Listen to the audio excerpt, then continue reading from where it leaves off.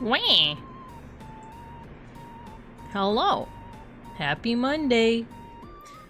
Can you guys hear me properly? Because I've been playing around with my mic settings again. I know I shouldn't, but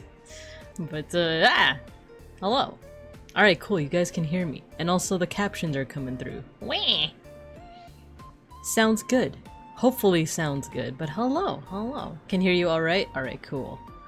Cool beans. Cool, cool, cool. Happy Monday, it's the start of a new week. I missed you guys. I know I only streamed like twice last week. And then Saturday I was very busy. And then Sunday was Father's Day. So happy Dad Day to anyone that celebrated, observed, etc, etc. And now we're here. I actually have a...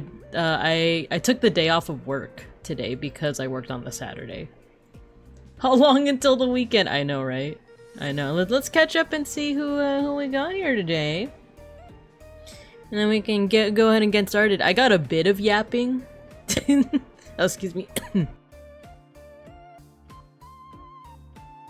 Don't worry, I'm not sick. I just ate a very oily meal. I know I shouldn't, what with me not having a gallbladder and all, but I couldn't help myself. It was Brussels sprouts that were it was roasted Brussels sprouts. That still kind of had the oil on them. And also salmon.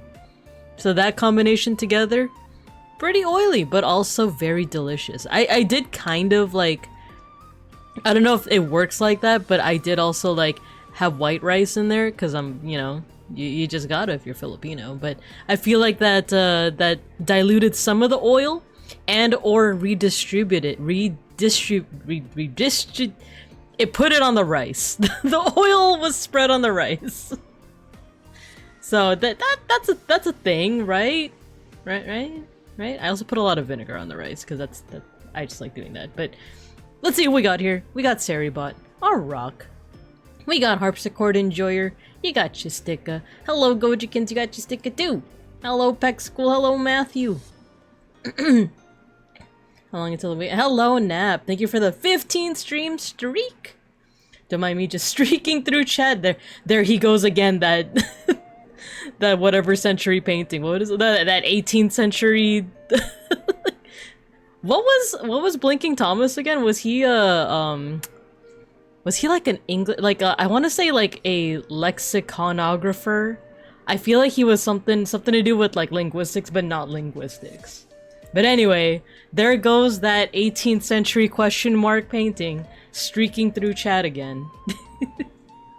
I just cooked some rice, tried adding some saffron to it. Not basmati, but I felt like trying something new. I love trying something new when it comes to food, right? Especially when you're just like cooking up concoctions. Not saying that's what you're doing, Matthew, but that's what I'm doing. Like, I keep trying to spice up my Shin Green ramen recipe. Doesn't usually work out that well, but it's fun to try things, right? Like, I added peanut butter the other day to it because I've had like tantanmen style ramen. Didn't work out the way I wanted, but it still had a nice nutty flavor to it, so yeah. Yeah, if you hear me like clearing my throat a lot, it's because when I eat really oily food, like there's just like a phlegm buildup. But yeah. He was an English writer. There we go. There goes that 18th century English writer streaking through chat again. Mauser, hello baby. They call him the Streak. They do. So with that out of the way, let's go ahead and get to class. Hello. Oh, you know what? I was listening to Dankmas. We could listen to Dankmas. Let me know how the music is. If it's heard at all. Because the reason why I was playing around with my audio is because I wanted a way where you guys could hear the music, but it wasn't blowing out my ears. So I think I made it. I think I made it work out, but we'll see. But hello everyone, hello, it's me Babinka Bear, your local sun bear, art history teacher, and educational streamer. And today, we're learning. We're doing a little bit of studying and learning today. All in this... Sorry, let me clear my throat a little more. Maybe I need to drink more water. I think that's what that's telling me, is I need to drink more water. But as you can see, Anthropium is on the page right now, but I also got my other dailies up here. Timeguessr, Daily Hue. Ooh, that's an interesting one. Wait a minute, I think I know what color this is. And Anthropium.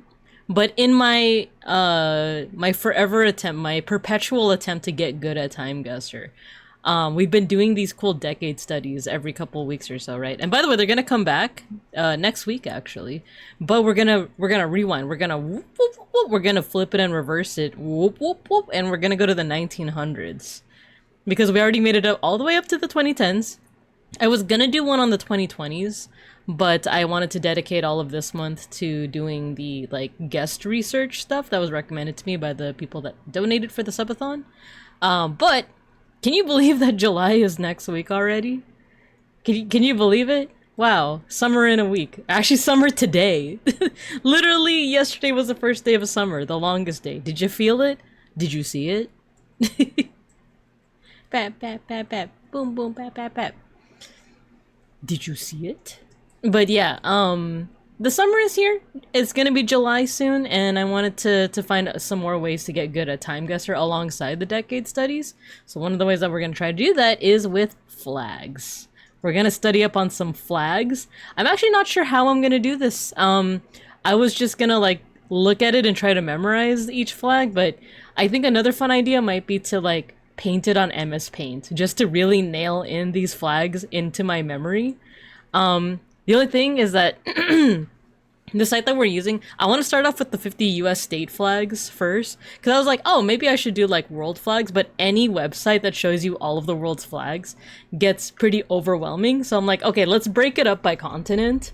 And let's start with like the ones that I'm weakest with, right? Because I know my fair share of like European flags because of Hetalia, and a couple of North and South America, but I feel like I'm weakest with Africa and parts of Asia, especially like Central Asia. But we're gonna start simple. We're gonna start with the familiar. We're gonna start with the 50 US state flags, and then we'll go from there. This site also has some really cool maps with Canadian territories, you guys. My one big weakness other than the Scandinavian countries. Let me catch up on chat. Yes, because my vacation starts on Friday. Nice, nice, nice. We love vacay. Getting some edutainment. Yeah, I love the edutainment, right? Getting some Arkansas vibes from the top right. I think this is alphabetical.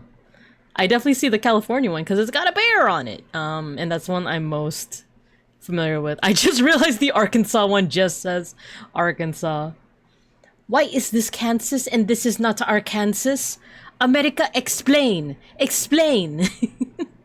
Soten Bori, hello. Quick, which flag is LR? What even is LR? Is that Louisiana? So many states are just blue flag with a seal in the center. Yeah, but I do wanna learn what the seals are, you know? So I am Confucian. Like I know the LA seal pretty well because it has some indigenous features on it. But that's gonna be the main goal of today, is to like study these flags. We're just gonna start simple. We're gonna start familiar with the US state flags. And then from there we'll go on to other regions, like maybe Canada. I'll show you this site, and then we'll actually get into some should I save time guesser for the end then? I love this song. Say some gangster is dissing your fly girl. Let me show you this site real quick. Oh, I should also tell you guys, I did it. I've officially stopped using Google Chrome. I'm using WaterFox. It took me a while to... I'm still getting used to it too, especially because now I have a vertical, what's it called? Like tab bar. But yeah, it's fun. WaterFox is fun. I made it very minimalist. Not that you can tell, by the way, because I hit all of the bars. You can't really see them on my screen, but just trust me on this. Just trust me on this. But let's go. The only thing is I'm still getting used to like both the layout and the icon, because I'm so used to the Google Chrome like icon on my what is it, my start menu. So I'm like, where's the Google Chrome? Oh wait, I'm using WaterFox now. I gotta look for the W. Should display as a flag of Liberia. Emoji in the modern software. I don't have modern software. It just says LR. I'm not modern. I'm an ancient bear. Suddenly I wish to hear Yakko's World. But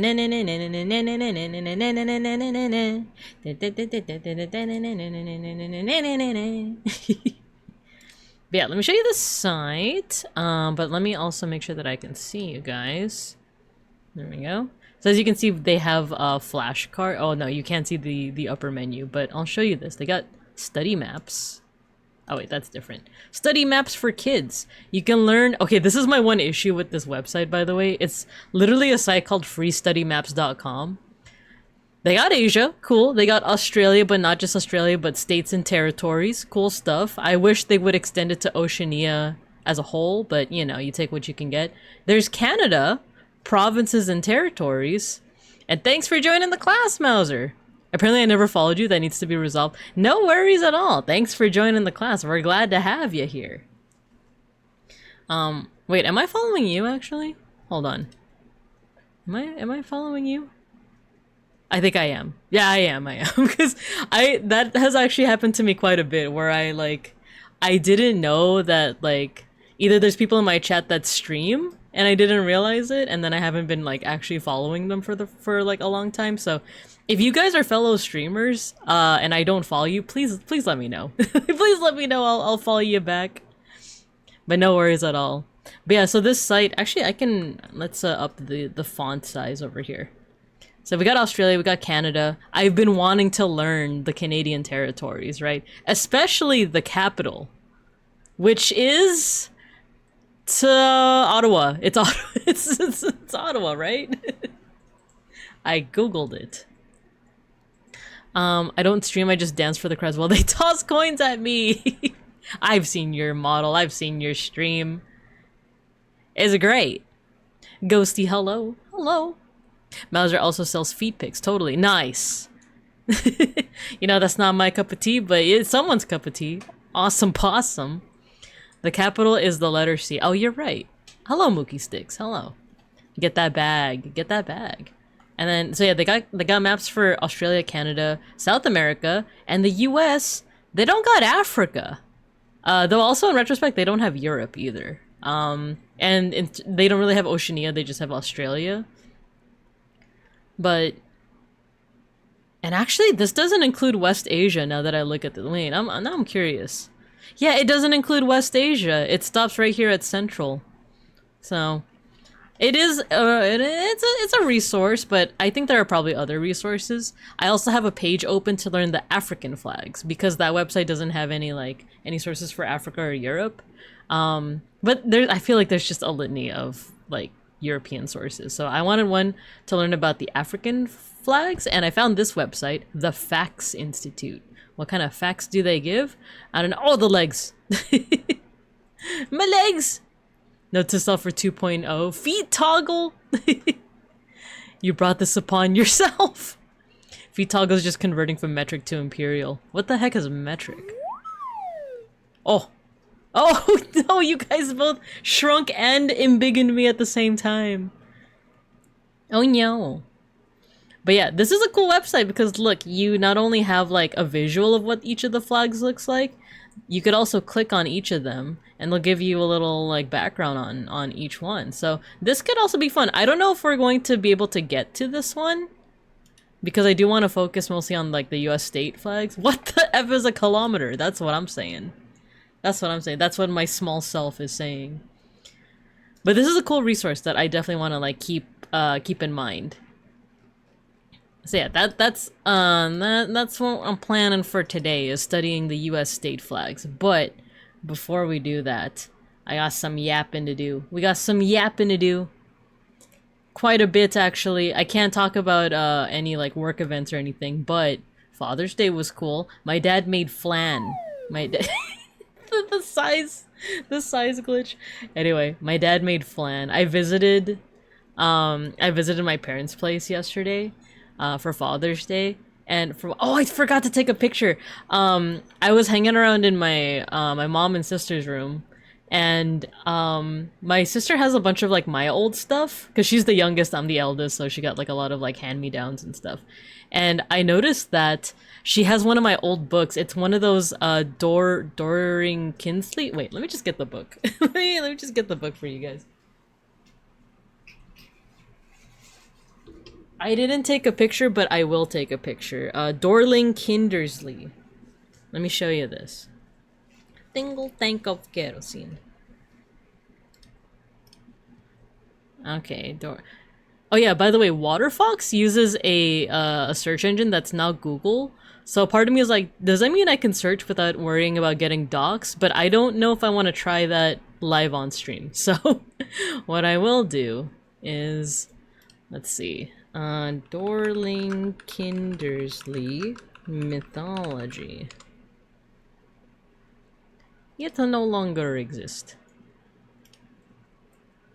Put it in H. Here we go. This book. It's one of those Dorling Kindersley eyewitness book. I kept thinking that they were National Geographic. It's actually not Geographic. Or National Geographic. It's the eyewitness book. So my sister had this in her room and I was like, wait, this is my old copy. And I was like flipping through it. And it's just a really cool book that you know, has different mythologies and religions from all over the world. And just like, you know, you know what? I might want to show it off on stream. Maybe not today, obviously, because I don't have the webcam, the hand cam set up. But I'll show it off, and I realized this is one of those books that set me on the course that I'm on right now. Like, if not for this book, I don't know if I would have gotten into, like, world mythology and stuff like that. You knowing myself, maybe, but, like, this definitely was, like, the gateway drug, the Mary Jane, if you will. And I know you will. Let me put this back. But yeah, I just found some of my old stuff while hanging around my parents' place. Let me catch up on chat. At least 3 cheeseburger. Oh, that's how big a kilometer is. A meter that tells you your KD ratio. Yappin'. Yeah, leche flan. I love leche flan.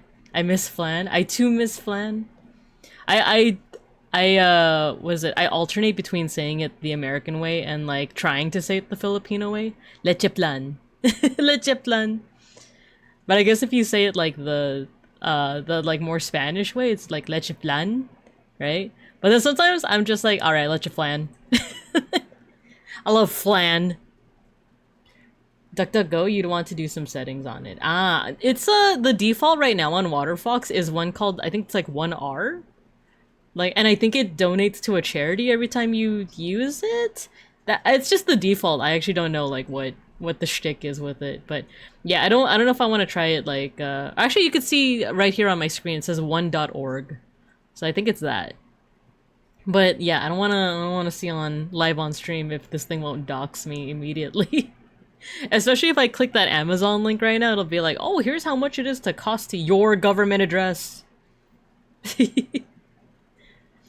Wondering what the most recently changed national flag was. Apparently Honduras in January changed their shade of blue. Yeah, I feel like that one is like, I think a number of flags have recently, or sorry, a number of nations have recently changed their flags, but nothing too extreme where it's unrecognizable. A lot of it has been like a hue shift in like their blue or something like that. Like I think Japan recently changed like the shade of red on their flag, but I'm not 100% sure.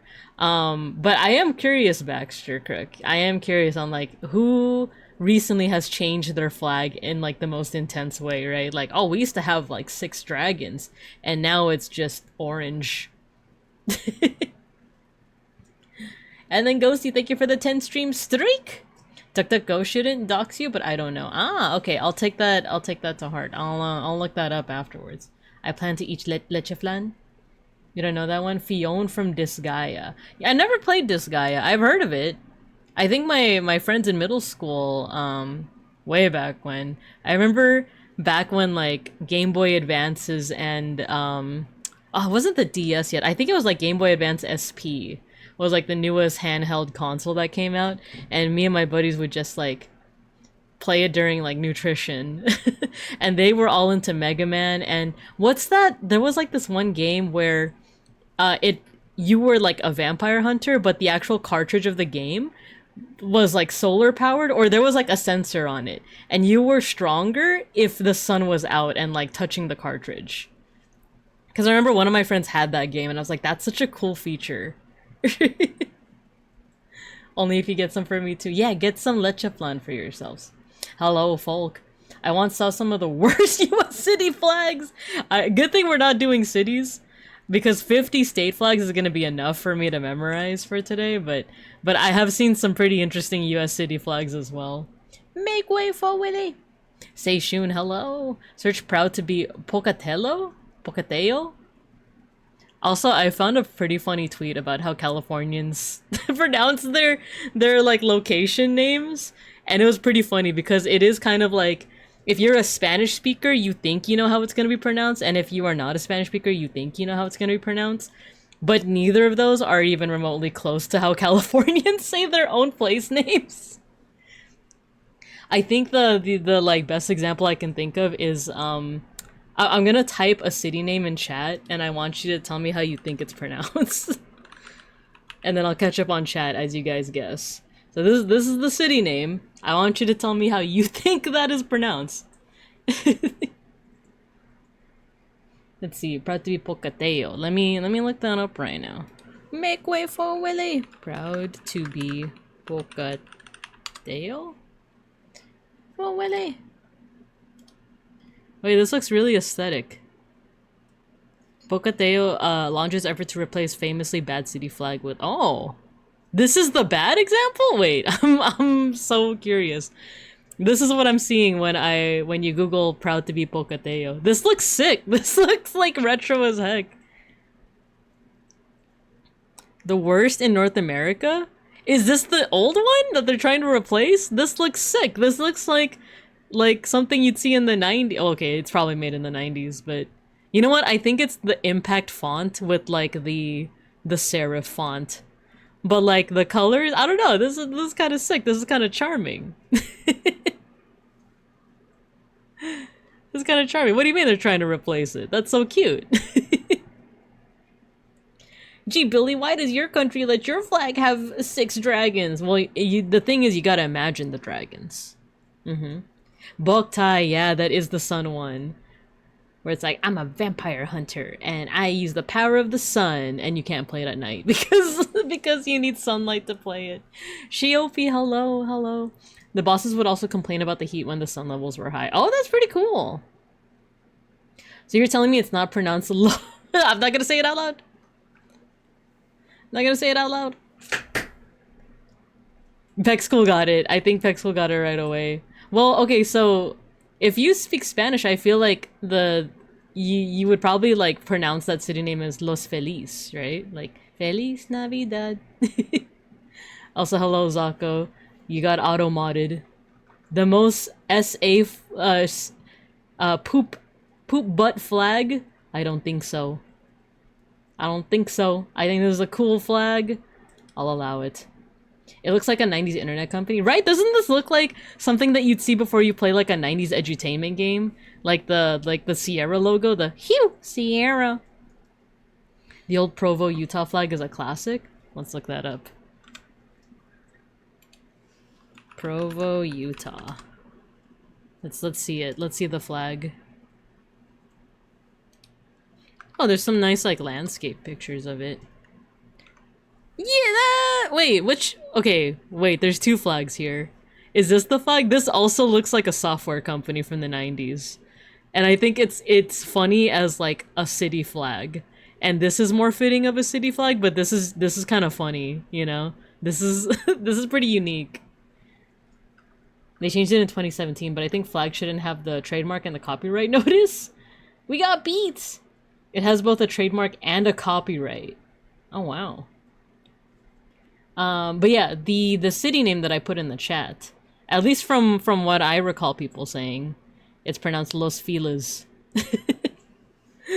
Los Feliz. There's also another one, but okay, there's another like city in Los Vincos that is also kind of tricky to pronounce, but it's only because it's spelled to look like it's in Spanish, but it's actually indigenous. I don't know if it's Tongva or Tataviam, but it's— I'm gonna type it in chat. Los Feliz. Alright, so check out this city name. Now, how do you think that's pronounced? How do you think that is pronounced right there? And like I said, it's kind of tricky because it looks like it's Spanish, right? But it's not. It's indigenous. I love this song. That's it. Back to Winnipeg. Back to Winnipeg. I'm gonna put the volume up a little bit just because I just think it's a funny song. That's it. Back to Winnipeg. People pronounce San Diego as San Diego. San Diego. What was— oh my god, what was that one movie where it's like he pronounces it as San Diegos? Sandy Biergo. Whoa, what did Mauser put in the chat? What is that? Anchorman! Yes, it was Anchorman. San Diegos. That's it. Back to Winnipeg. I didn't get any guesses. How do you— wait, I'm gonna pin this. Oh, I can't pin it! No! Twitch has revoked my pinning permissions. Alright, well, that city name that I put in the chat...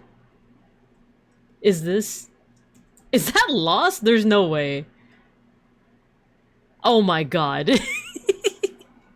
That's insane. That's like actually insane. Anyway, that city name that you see in the chat that I put a little while ago. There's actually multiple ways to say it, because I've heard people say Kahunga, but the more accurate version is Cahuenga. It's Cahuenga. I would pronounce that as Cahuenga with all the letters. Because it looks like it would be pronounced as like Cahuenga, right?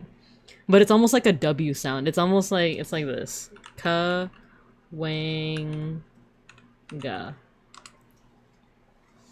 I don't know if that's like the indigenous way to pronounce it, but I know that's what I hear every time.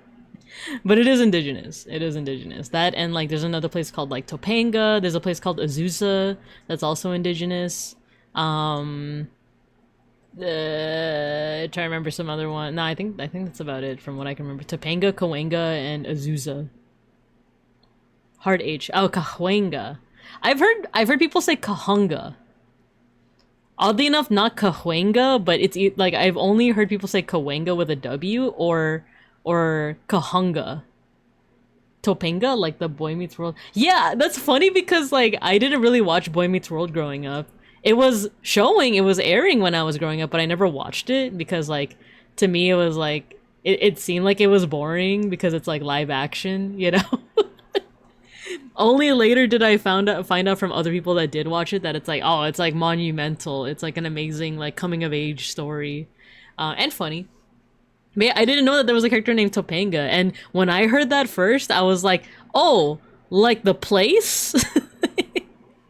It's the same with, if you guys ever watch Proud Family growing up, there's a character named La Cienega Boulevardes, and she's named after a street in Los Vincos, La Cienega Boulevard. So like I don't like, because I live in Los Vincos and I heard the street before the character, I was like, oh, she's named after the street. But then realizing that like, oh, not everyone is from Los Vincos that would like see that show. I wonder if they were just like, oh, that's a interesting name. And I think the big giveaway is that the fact that her last name is Boulevardes. I get that. I'm originally from East Texas and we pronounce everything wrong. Yeah, that's how I feel with some like California location names. It's like, if you know how it's pronounced in English and you know how it's pronounced in Spanish, there's a secret third way that the locals pronounce it as. It makes sense. Chihuahua is also pronounced like, oh yeah, Chihuahua, rather than like Chihuahua, right? Now that's a medicine logo. I'm here for my Provo prescription. It sounds like it would be, right? It sounds like it would be a prescription. It's like, this is to treat depression, but side effects include depression and stroke and bloody stool and also death. Well, are you in good standing? Yes? But alright, let's get into it, shall we? Let's do some dailies. Let me close all these. I still think the Pocatello, I think this flag is pretty cool. It's pretty neat. But anyway, Dano plan. So let's not do timeguessr. Let's save that for the end after we do some country flags and such. Thank you for the lurk, Peck School. What are you saying Chihuahua for? Are you wearing your vestments? 30-second commercial, then a list of like 20 side effects that fast forwards the spokesperson by 8 times. Yeah, it's like this really endearing commercial, right? Or like women in white dresses, or like a really like wholesome story of like, this is why you should take Provo. It treats depression so you can have your life back. Aww. And then side effects include depression and and bloody stool, and also Arkansas, and also timeguessr, blah blah blah. That's definitely how it feels. But yeah, we're not gonna do timeguessr yet. I want to do this at the end of stream, but we will do daily hue and anthropium. I feel like I've been getting a little bit better at anthropium, but we'll see if I eat my words today. I mean, I did just eat some salmon and Brussels sprouts, but maybe I can also eat my words. Provo causes timeguessr. Side effects include and death. Yeah. The craziest ones where it's like side effects include death, where it's like, you know what? I think I'd rather just have the headache at this point. I mean, so before we start Daily Hue, there was like, I get like migraines occasionally. Usually it's once a month, and usually it is connected to my menstrual period. And I've told my mother-in-law before, and she was like, I have medication that like helps with headaches. And I've told her that like, oh, medication doesn't usually work for some reason. Like I've tried ibuprofen, I've tried Tylenol, I've tried all the like painkillers, and they don't usually work. So I just kind of try to tank the migraine every month.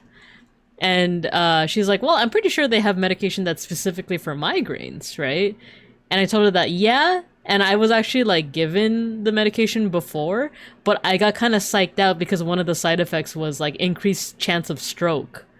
And that freaked me out, so I just didn't take the medication. And she was like, well, the thing is, all medications have a side effect.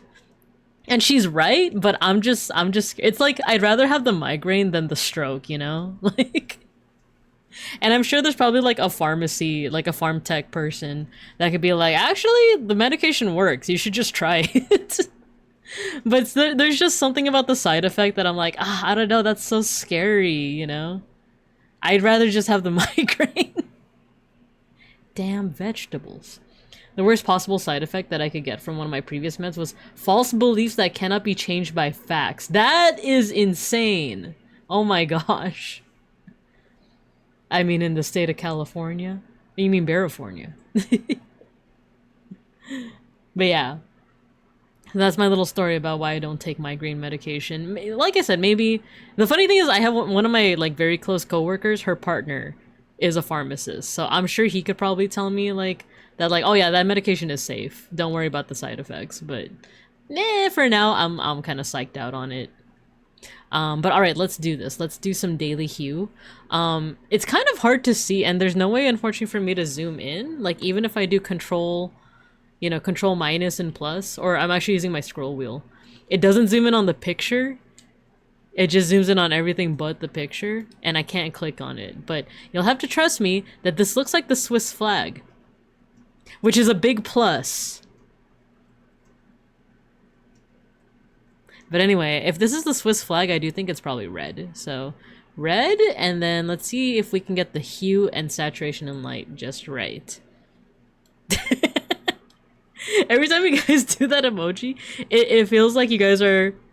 I imagine you guys as like the Babinkas, but you guys are like all wearing sunglasses every time you like put that emoji. You know? Every time you do the 8D. It's like they just put on their sunglasses. they're saving their eye, even though your guys' eyes are always closed. Now that I look closely at the stream avatars, but you guys are protecting your eyelids from the sunlight. Why doesn't the Swiss flag have holes in it? I know, right? That's what I'm saying. Me as a Bear American, I constantly wonder about these things. All right, I'm thinking so. It's red. Saturation somewhere in the middle, and I'm thinking it's a little darker. Let's submit a guess. Saturation is exact. It didn't mean for that to happen, but that's cool. Hue was not, oddly enough. I thought we got the hue just right, but I'm small. No. But I too wonder why the Swiss flag doesn't have any holes in it. I was told by the cheese people that this would be the case. Let's say it's this. Let's say it's 11 and the lightness is something like this. Submit guess. We got even less. Let's go back over here then. I don't think it's any brighter. I don't think it's any brighter than this. I feel like we're not too far off. Ahoy there. Dang. Actually, we're pretty close. We're at 94. I feel like we're gonna get it. I feel like we're gonna get it within this next round. Peach, you got some customers. Hue is correct. Hue is correct. Lightness is not. I think we just gotta keep on dragging it. Maybe like this? Submit guess. Brilliant! We didn't get perfect, but we did get brilliant. We got close enough. We got close enough. It's like the sunglasses, yeah, meme. Yeah, yeah. I remember the one where it's like you have to say some kind of pun, right? Yeah. I guess that flag is cheese to meet you. Yeah. The legs, God legs, the legs of God. Hello, beeplebees. Hello. All right, we got 97. It's not a hundo, but you know it's close enough. Ain't nothing wrong with a good time, right? All right, let me put my score up in class discussion, daily games, and then let's do Anthropium. Wait, what the? It's not letting me copy. Share? It's not, Huh. That's weird. It's not letting me, copy the thing. Okay, there we go. Files are copied. There we go. And next up is Anthropium. Sneef, snorf! The legs that belong to a god, those legs. The poison for Cusco. Cusco's poison. Alright, let's play some Anthropium. I showed my coworkers this, and I think it really highlighted how we can be very strong in certain parts of art history, or just history in general, right? Like, you could be a medievalist and know, like, everything, like everything under the sun when it comes to medieval history, but the moment someone shows you, like, something from World War II, it's like, oh, I don't know what I'm looking at, right? So it's funny because I showed some of my coworkers this, and some of them are very well versed in, like, Mesoamerican art, but with everything else, it was like, I don't know what I'm looking at. So I do think it takes quite the generalist to be able to, like, get good at this game. Which, maybe it's a good thing that I'm a, you know, I'm one of those, like, jack of all trades, master of none. Because it's like, I can identify the country. Maybe not the time period, but... Turns out there's a lot of history. Who knew, right?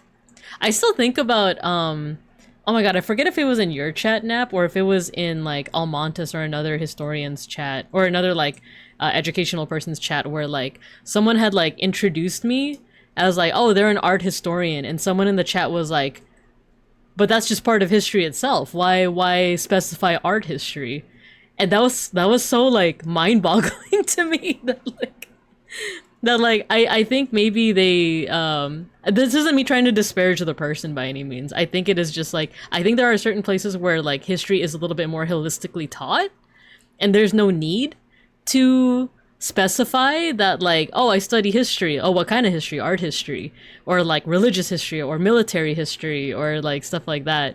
So for them to hear that I specialize in art history is like, what, huh? Like, but that is history, though. Yeah, this isn't in any way any kind of, like, disparaging thing to them. It was just, like, I was surprised by, like, the difference. Do you have fam back in the homeland that wants Trader Joe's tote bags? I hear it's a weird fad there from your mom. Interesting. I actually didn't know that. The thing is that we have a lot of Trader Joe's bags as well.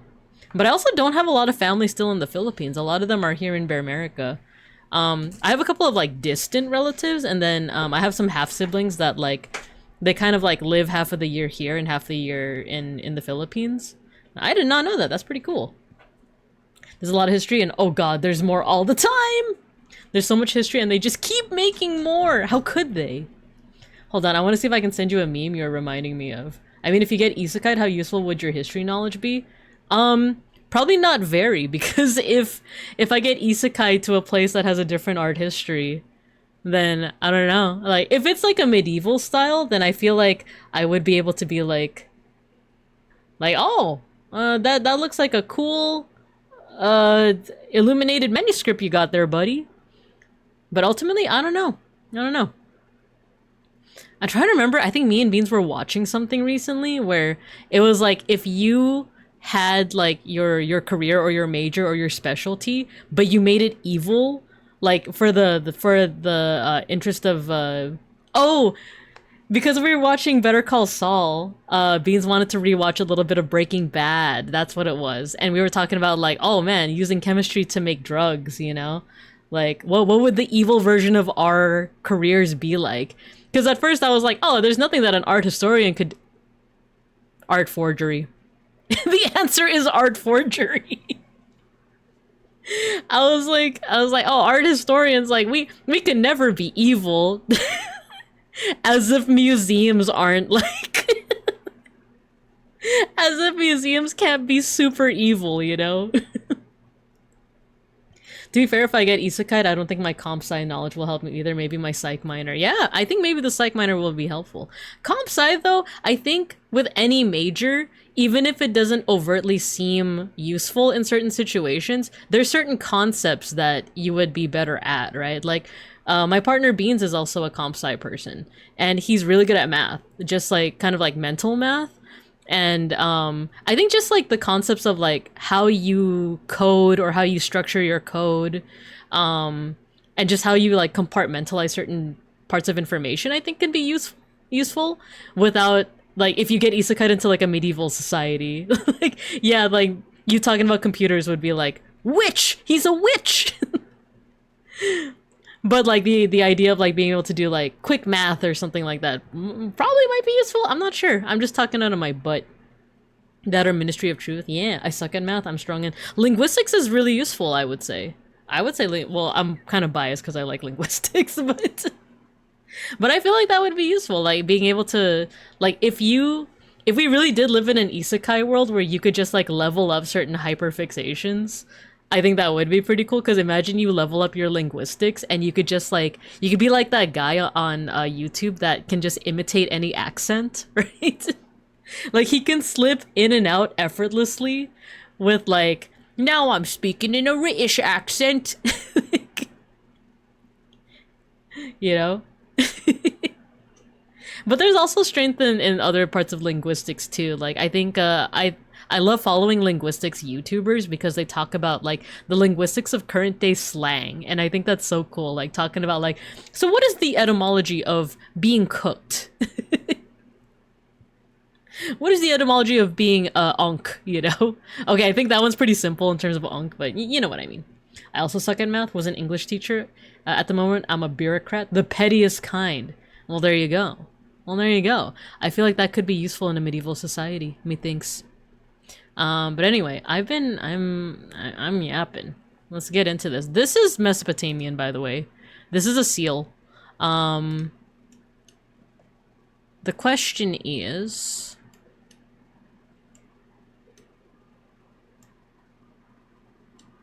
we could put it like here. Question is time period wise. Because it could be really old, but it could also be a little bit like closer to like CE, but let's say let's say 2000 BC. Submit guess. No, see, I knew it. It was a little bit closer. It was a little bit closer to CE. But yeah, I've seen these a lot because I specialize well, okay, I keep saying I specialize, but like I said, I can just confidently like say that like, oh, this is Mesopotamian, but not be able to be like what specific region or time period. It could be Babylon, it could be Ur, it could be Sumer, it could be, you know, like Akkadian, I wouldn't know. But I have seen a lot of these seals before. There was a really cool exhibit at LACMA a couple years back. No, actually, I think it was just last year. I don't know. It's been a while since I've been there, but it was really cool. It was all about like cosmology of ancient civilizations. So it didn't just focus on like one ancient civilization, but it was like how did ancient peoples look at the cosmos and like measure things like the orbit of Venus or like predict eclipses and stuff like that. Like how did ancient peoples do that without like a telescope? And it was pretty cool. And there was a lot of like Mesopotamian stuff. They even have their own like star book, which the name of it escapes me at the moment, but it's pretty cool. I'm very good at imitating and copying. Impersonations is one of my favorite things to do. Yeah, I remember I caught a glimpse of that when we were playing Far Far West. It was really impressive. Is that a depiction of Aya Nasir, famous copper magnate? Methinks no, maybe. Probably not, but I do see the wings over here. And there is a cool, like, big, like, Babylonian or Mesopotamian statue of a figure like this, but they have an eagle head.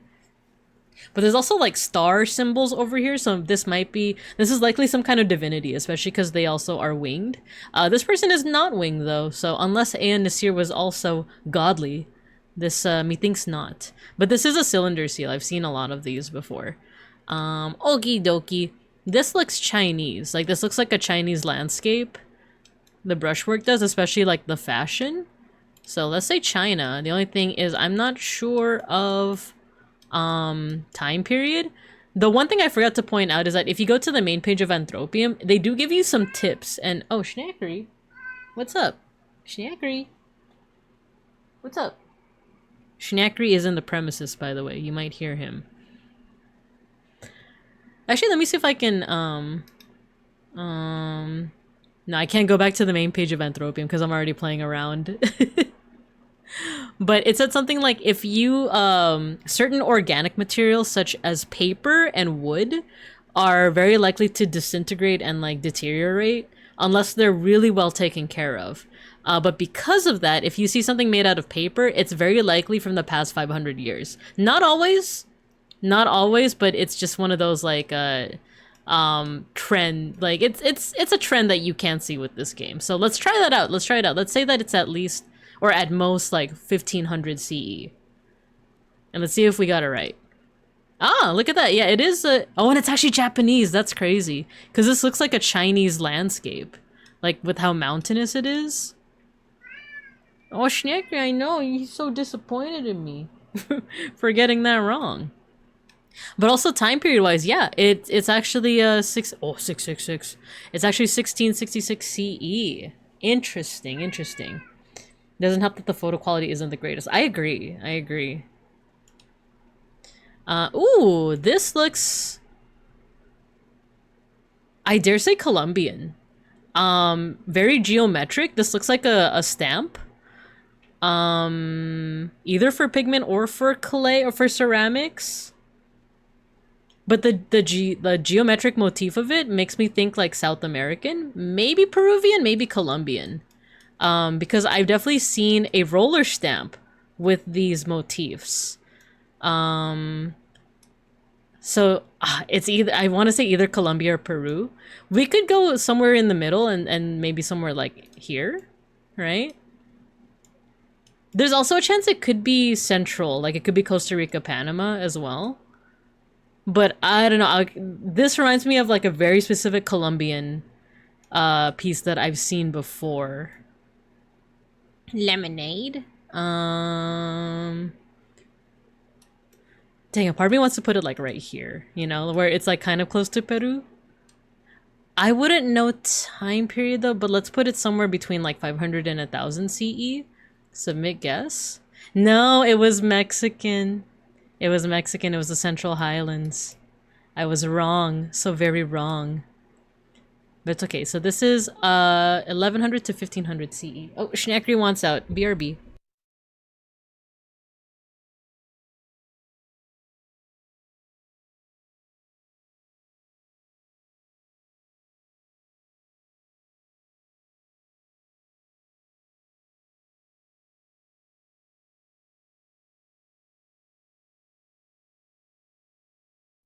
Okay, I'm back. Schnackery has left the premises. Schnack's place has been taken by Legbinka. I know, that's why he left the room, because he's like, I can't be on the table anymore. What is this? What is this? What is some kind of dictatorship? Beeplebees making lemonade? Sure, squirt of lemon. I like this song too. No, it's the children who are wrong. Alright, so at least we got the right, at least like part of the world. I thought it was South American, but it turns out it's Mesoamerican. Let's see this. This looks African. The like proportions on this face, because this is a profile. The proportions of like the smaller eyes, but like more emphasis on the lips, and then like these kind of like cross-hatched designs are kind of reminding me of Africa, but I just don't know specifically whether it would be Western or Eastern. I feel like Benin has been kind of our go-to whenever we find something that looks African, so we could do Benin City. And it's wood. So remember, if it's an organic material, it's more likely to be 1500 CE and later. So let's try that out again. Maybe this time we'll bring it a little bit more towards the middle. And then let's submit a guess. Alright, not too bad. It was not African. Ah, Papua New Guinea. I was wrong. So we're getting our time periods a little bit better, but not our locations. I also thought this one was African. I think it's also the fact that it's a pick, right? It's a comb. And it kind of reminds me of like an afro pick, right? But that's also fair because this could look like tattooing, right? Like a tattooing culture, or it could just be some kind of like stylization. So I was very wrong, but that's good to know. We did also get the time period a little bit closer though, so that's cool. This is 1800 to 1900 CE. Let's move on. Ooh, we got some Arabic. A lion! In the jungle, the mighty jungle, the lion sleeps tonight. A wimbowa, a wimbowa. Now with Anthropium, it's been a little tricky because like something could have Arabic and you'll think that it's West Asia, but then it gets a little bit closer to Central, even like India, South Asia. So then we have to start looking at like stylistic, right? This is definitely like when it comes to stuff from South Asia, I feel like there's usually a lot of border, like there's like a square border around it.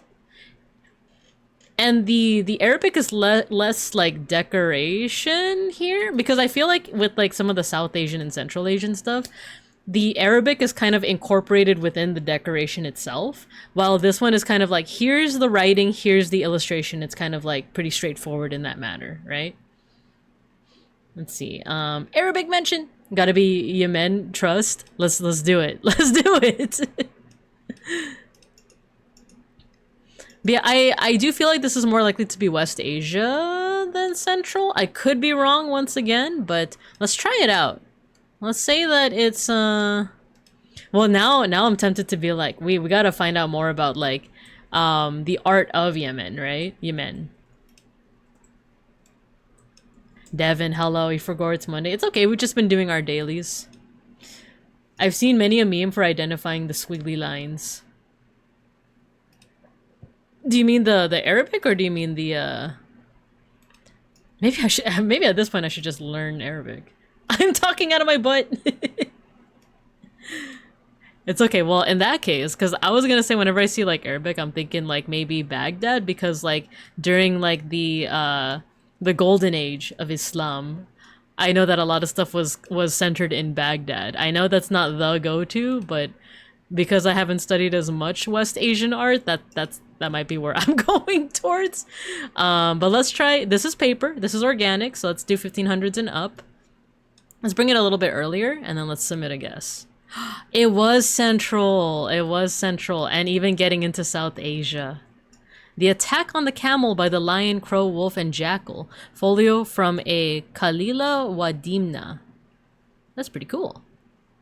The manuscript contains 78 paintings and many text folios telling the famous tale of the jackals, Kalila and Dimna, based on a book of ancient Indian animals fables and Panchatantra, written by Vijayapati. Oh, that's cool. Okay. Oh, so it's the emphasis on yeah. Okay, I don't know. I was like overthinking it because I feel like you told me one time like in Arabic the emphasis is on certain syllables, and I was like overthinking like which syllable was it again? So Yemen.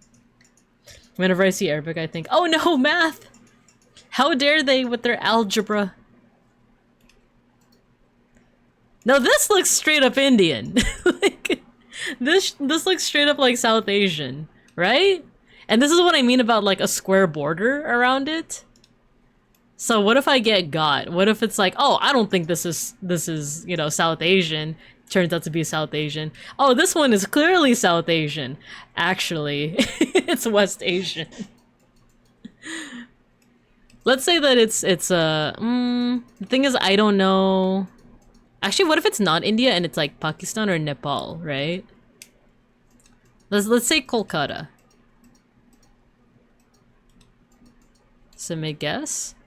Okay, we got pretty close on the... Ah, no, it wasn't. It was the same! It was literally the same region! What the heck? I got. Literally the same region from the one before. Streamer, have you ever done? No, I will not be doing that. I will not be doing that. I know what that is. I know that it doesn't show any of the actual rule, but I will not be doing that. And also, we have an ad break coming up, so let's do next round. Ooh, I'm gonna take the ad break to like look at this. Gold filigree and granulation. Huh, I'm actually not 100% sure with this one. But you know what? That's what I'm going to be using the ad break for. I'm going to be looking real closely at this. So let me go ahead and put you guys in the cub corner.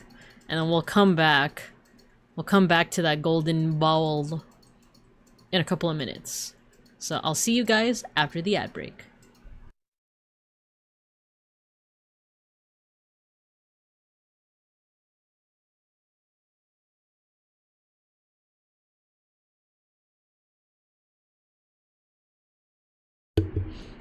Oh no, we have an ad break! We have an ad break, but hello, Mega Bronson. I'll see you after the ad break!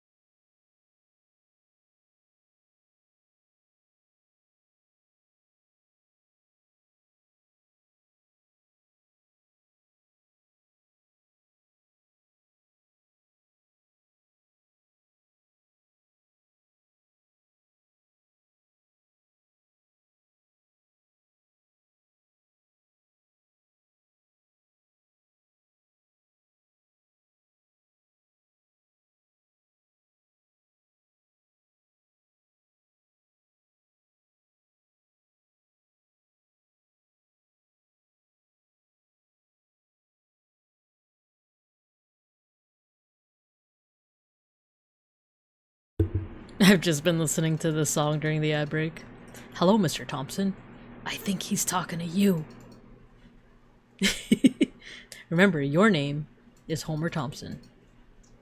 But hello, welcome back from the ad break, everybody. Right before the ad break, we did get a raid. So hello.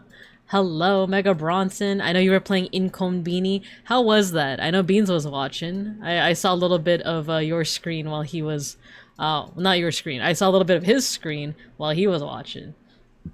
But how is that game? It looks really peaceful. It looks very chill. Bom, bom, bom, bom. Let's see. Oh yeah, and hello, welcome raiders. If you have to do any post-stream care, no worries at all. We are playing Anthropium. We're doing our dailies. We're playing this fun game where you have to figure out where an object is from, and a lot of this is from the Met's collection. I was looking at this during the ad break, and I'm gonna tell you, I still don't really know where it could be. I kind of want to say Southeast Asia because of how ornate the gold work is. There is a very rich gold culture, especially pre-colonial in the Philippines, and I feel like that does extend to the rest of Southeast Asia. However, you could also say the same about the Americas. There's a very rich like gold culture in like Central and Mesoamerica. I think also South America as well, parts of South America, and then the Caribbean. But it's the ornateness that makes me think this is Southeast Asia. And it's not that they didn't make ornate stuff in the Americas, it's just a different type of ornate. Like this has a lot of like curly cues and stuff, which is why I'm thinking Southeast Asia. I might even want to say Indonesia. I just don't know like where in Indonesia, so I'll just put Jakarta. No idea about the time period, so we're just gonna say something a little bit closer to like 1000 CE and see what happens. But before we do that, let me catch up on chat. It's okay, ads are fake. Oh no, my gift sub ran out. Ads are real and scary. Very true. Hello Emolge, hello Rin. And you guys are getting your stickers. It was nice, it's very slice of life. I got a little bored in the middle of the playthrough, but as it wrapped up, it got better. Nice! It was indeed cozy. Nice! It seemed like it was cozy. Cool. Alright, let's submit our guess. Oh, I was so wrong! So this is, looks like Arabic world, like, Northern Africa, West Asia. Spherical and biconical gold beads. Oh, cool. Among the luxury arts that flourish under the Fatimid caliphs, gold jewelry stands out for its innovation and complexity. According to literary sources, prodigious amounts of such jewelry were manufactured for both royal and patrician patrons. Most of these items were later melted down for currency and are refashioned into newer pieces. Very cool. Very cool.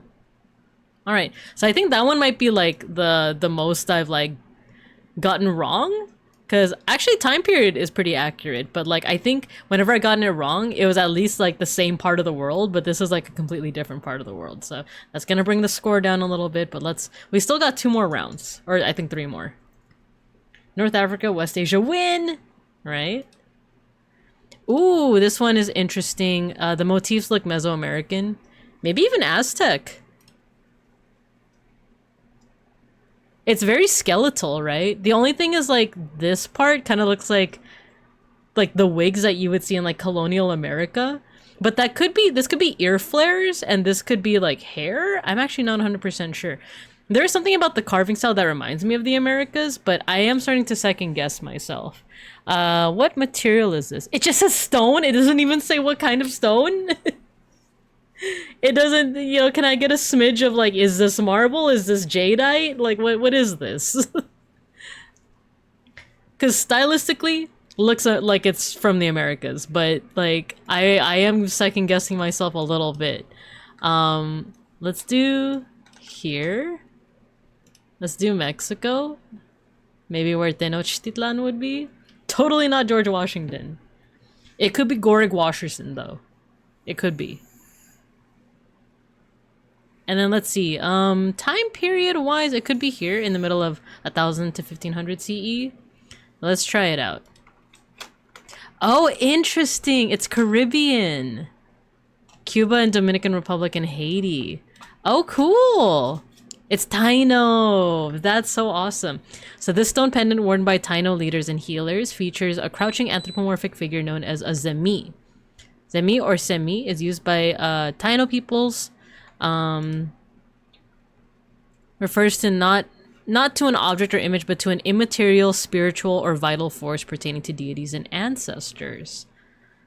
That's so cool. Time period wise, we also got it like pretty close as well. We're getting better at time. It's location that we need a little bit more of help on. Ooh, okay, so this looks Christian. We got the priest with the tonsure here. And then I saw some, yeah, so this looks Celtic, right? This looks Celtic. Let's go over to jolly o' England. It could be Ireland, it could be England. Could even be Wales. I'm actually not 100% sure. We know that it's probably somewhere here. Let's say Ireland. Let's just take a stab at Ireland. And then maybe 500 CE, right? Celtic doesn't always equal England. I think I misspoke and meant to say Great Britain. But then again, like, could it also be like down here in France as well? When the Normans were here? I think there was a war about that. Wales? Where? But Great Britain is what I meant. Submit guess. Oh, interesting. So it's actually Swedish. Viking. It's Scandinavian. Bishop chess piece. And we got the time period a little bit off, so walrus ivory. Oh, cool. It's ivory. I mean, not cool that it had to be harvested from a walrus, but... Bishop was introduced to the European chessboard in the 12th century, replacing the elephant of Islamic tradition. The substitution of a man of the church and an animal used in battle may seem curious, but medieval bishops frequently served with armies. Cool. Cool, cool, cool. Alright, last round. Last round. Oh. That's an interesting little detail there. Something about this feels East Asian.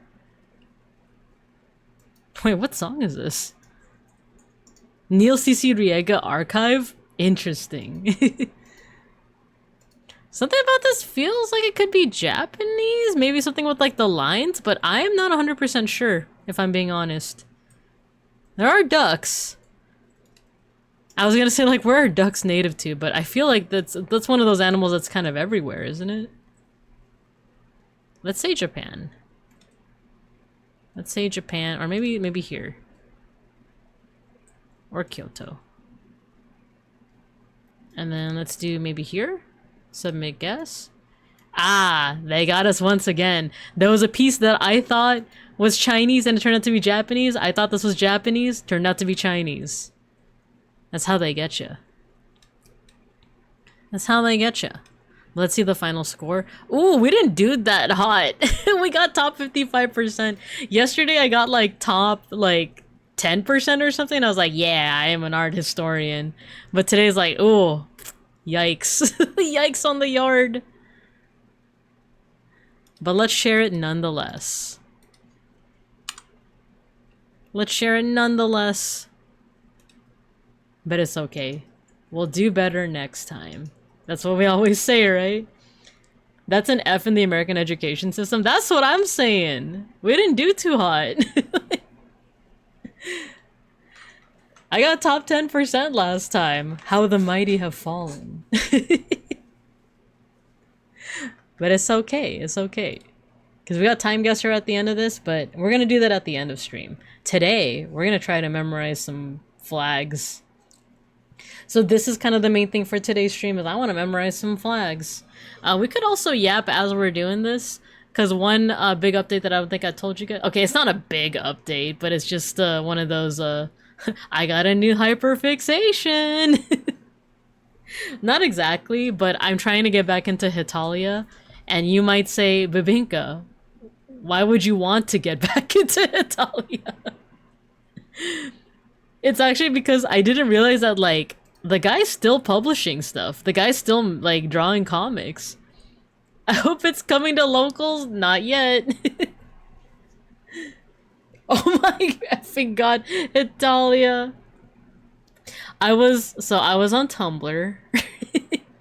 I was on Tumblr and I saw some really cool artwork. And I was like, oh cool, all my favorite OTPs, you know. We got the Fruck, we got the Rusame, you know. I was like, okay, this is cool. Friendship with Digimon over. Hitalia is my new best friend. No, my friendship with Digimon is never over. You know, if it's like, if it's like, okay, I'm gonna make this joke, but I also want you to know that Beans is always my boo thing, right? But if if Digimon is like my main squeeze, it's always my main squeeze, and any other hyperfixation is just the side piece. You know what I mean? But Digimon will always be the main piece. And beans. And beans. He's laughing right now. Someone please intervene. She's clearly not doing well. I'm doing fine. I'm coming out of my cage and I've been doing just fine. Is this a cry for help? Stop. Stop. No. I just thought, hello, Madam Inu. Thank you for the raid. Hello. Don't look at chat right now. Don't worry about what they're saying. I am completely fine. Hello, everyone. Hello, I'm Bubinka Bear. I'm your local Sun Bear art history teacher and educational streamer. I'm talking about Hetalia, and that's why my chat is concerned. I assure you that I am fine. I'm fine. I'm just trying to rekindle an old hyperfixation, an old obsession, and I feel like everyone is overreacting. That's what I think. But hello, Raiders, hello, how are you guys doing? How was your stream? Hello, Madam Inu, you were playing Slay the Spire. Oh, I'm big. Slay the Spire 2. How was Slay the Spire 2? I haven't played the second one. I've dabbled in the first one. The only time I won a run was when I did the Poison Knives character. I already forgot their name. But how was the second iteration? I'm curious. Hello, Mechagodzilla 300. Hello, yo, Gabba Gabba. Greetings from the Midnight Museum. Hello, Madam Inu. How you guys doing? Squeeze the beans. Thanks for the big emote, Matthew. I think it's perfectly fine. Some sense. See, you guys should be more like Madam Inu. See, I want to say something like, I'm no better. I'm following more HS blogs again, but I am better. Hitalia is a cry for help. It's so fun, though. It's so fun. And all the art that I'm seeing on Tumblr of my OTPs, it's just so fun. I love it. But when I was looking at one of the fan arts, they showed what they had used as a reference, and it was a fan art of like France with a knife to like Prussia's neck, essentially. And I was like, oh, that's interesting. And then I saw that they were referencing an actual piece of art that the author, like Himaruya, made. And I was like, what the heck? He drew that? What the heck? So then I went to like the Hetalia Scanlations Tumblr, only to find out that they're like 500 chapters in to like his most recent, like, what is it, Hetalia World Series or something? World Star? And I was like, dang, okay, so I got 500 chapters of Hetalia to catch up on, and that's what I've been doing all day, alongside some research. So it's not a cry for help. It's not a cry for help. I haven't heard Hetalia in a long time. Maybe for the best. I was playing Helltaker first. My community voted on it. Oh, cool. How was Helltaker? Let me know. Was it the silent? Which silent? The STS2 is fantastic. Oh, the silent as in the character for Slay the Spire. It's whoever does the knives. I forgot their names. Those legs got some Cyberpunk 1.0 flexibility. I know, right? Is this TWRP? I'm not sure what that is. Helltaker, love everyone's outfits. Hate how precise the puzzles and timing needs to be. Oh no! Not the precise timing. I'm always so bad at those. Hetalia feels kind of Harry Potter, you know? I don't know. Has the creator been problematic in any way? Has Hidekazu Himaruya been problematic? I don't know.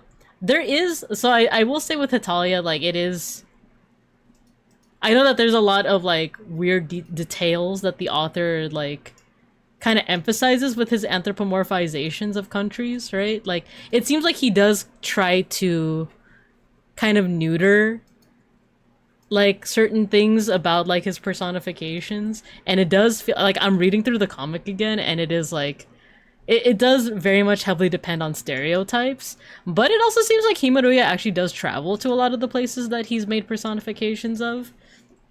But there is just like kind of inherently a weirdness with Hetalia about like personifying countries, especially when they have like these long histories and these complex histories, especially with like how they interact with other entities in the world and stuff like that. But yeah, I don't know, like because of the like way that Hidekazu Himaruya does it, it seems like the emphasis is kind of like on like the cutesy side of thing and like the charming little differences we have in our cultures, rather than him trying to make any statement one way or another, right? Hello, Owen. World Star! Finding out Hitalia is still updating is like learning that the bubonic plague still infects a couple people in this day and age, right? Both are very interesting factoids, because yeah, you could still get bubonic plague, but you're probably not gonna die from it, because now we have vaccines and like medications and stuff to handle it. As opposed to when it killed like a third of Europe, you know? I love her build when you can get good poison shiv build. Yeah, Tupperware party. Ooh, I haven't heard of Tupperware party. I'm indeed a fan of the outfits. Melina is my waifu and got me playing retro 4 times games again. Nice! Hitalia still infects a couple people in this day and age. For the longest time, everything thought I got my inspiration from Helltaker. It's simply a weird coinky-dink. Everyone, I can't write tonight. No worries, no worries. I love that emote, Sotenbori. But yeah, so it is, I do also feel like I have a complex relationship with, not complex, but I have complex feelings about Hitalia, and I think it was for the best that I wasn't really into it, like, you know, until recently, because I was really into it at like the tail end of high school and then entering college, and I actually found it super helpful to have like personifications of countries to help me kind of like remember, like, I don't know, certain things like military alliances and like who sided with what during what war. That was actually super helpful to be able to put like a name to the face in a certain way. And then when I actually like went to like undergrad and then like my master's, I think it was probably for the best that I wasn't into Hitalia, especially with all the political things that still happen nowadays, like concurrently like with right now. Maybe it was for the best, but I don't know. It's kind of like getting back into some old hyperfixations and stuff. Haven't gone to high ascendant yet, but I enjoy the shiv builds because it's a free and I feel cool doing high actions. I love that character with the shivs. You definitely have a complex. Short complex! You know what's funny is I do play it up for streams, but I'm actually quite okay with my height, IRL. Oh, you know what? I should tell you guys this. If anyone here is going to Offkai, I ordered a cardboard cutout of myself.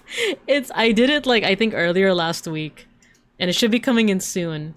The service that I ordered them with is really quick.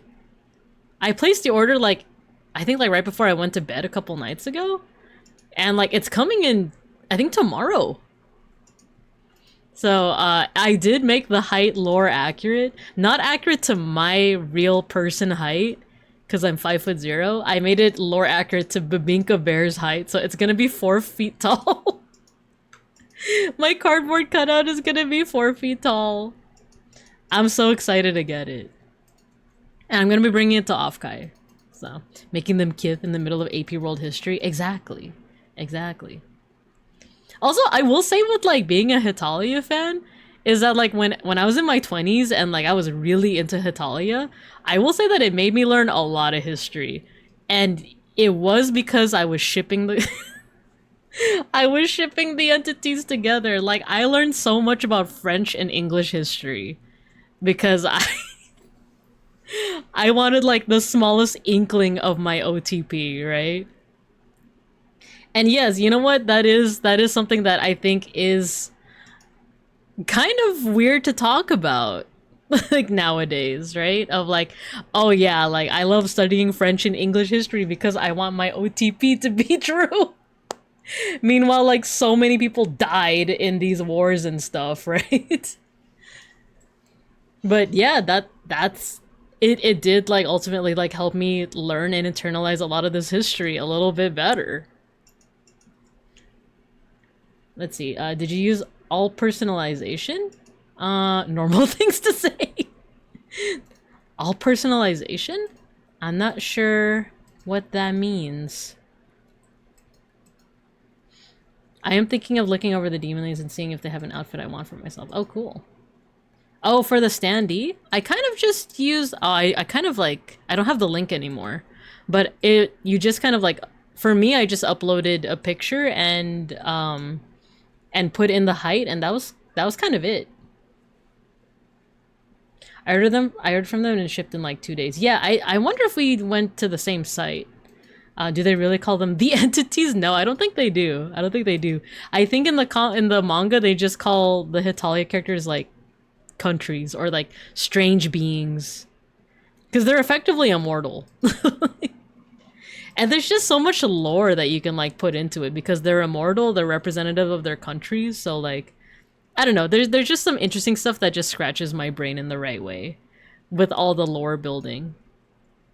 You know? I can't quite put it into words at the moment, but there's just a lot of cool things where like the series itself, the canon is meant to be very cutesy, very comedic. It's supposed to just lightly touch on certain like I guess stereotypes or certain like observations that the author has made about those specific countries. But when it goes into the fandom and when it like expands like via its own like fandom lore and stuff, it gets really interesting in a way that like, I don't know, like I said, it just scratches my brain just right because like, yeah, like existentially, what is the deal with these anthropomorphizations of these countries? They're immortal, which is like, which can become very eldritch in its own way, you know, like, and then like, how does one of those like anthropomorphizations get affected by something like a revolution? And like, I remember when I was like really into it, I would think of like, for example, one of my favorite characters at the time was like France, right? And it's like, he's this very like flirty, happy-go-lucky character, very fashionable, very good at cooking and stuff like that. But then like, how does their personality or their character change from when they're fighting the 100 Years' War? And I think canonically in Hetalia, he does like fall in love with like Jeanne d'Arc, right? Joan of Arc. And then like, how does that affect him after she dies, you know, and she gets like burned at the stake, even though it was like the Burgundians that did that. And then like, is his personality affected by like the World Wars and the French Revolution and stuff like that? And that's another thing with the shipping is that I didn't know that the Russians sent troops over to America during the Civil War to back the Union, while England sent over troops to back the Confederacy? Question mark. I don't know. It's like little things like that that I wouldn't have known if I wasn't like brain rotted with like shipping stuff. So yeah, I think that's like my thing with like Hetalia is like the canon is its own thing, but the fanon is like a totally different beast that I love kind of exploring in different ways. They're like the king from the Rolly game? What is the Rolly game? Tell me more. Tell me more. But with that, England racist never.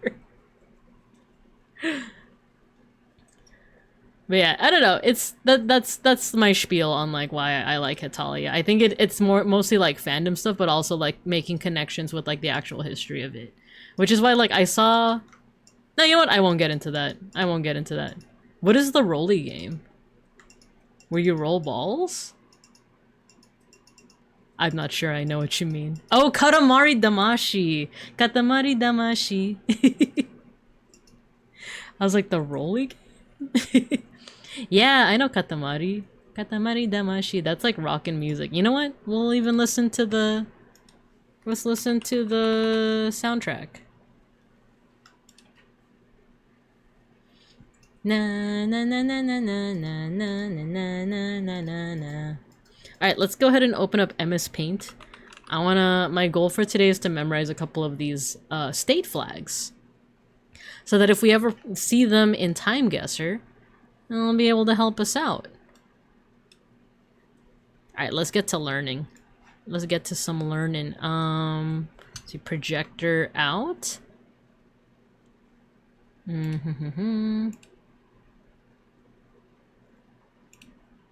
Let's put MS Paint here.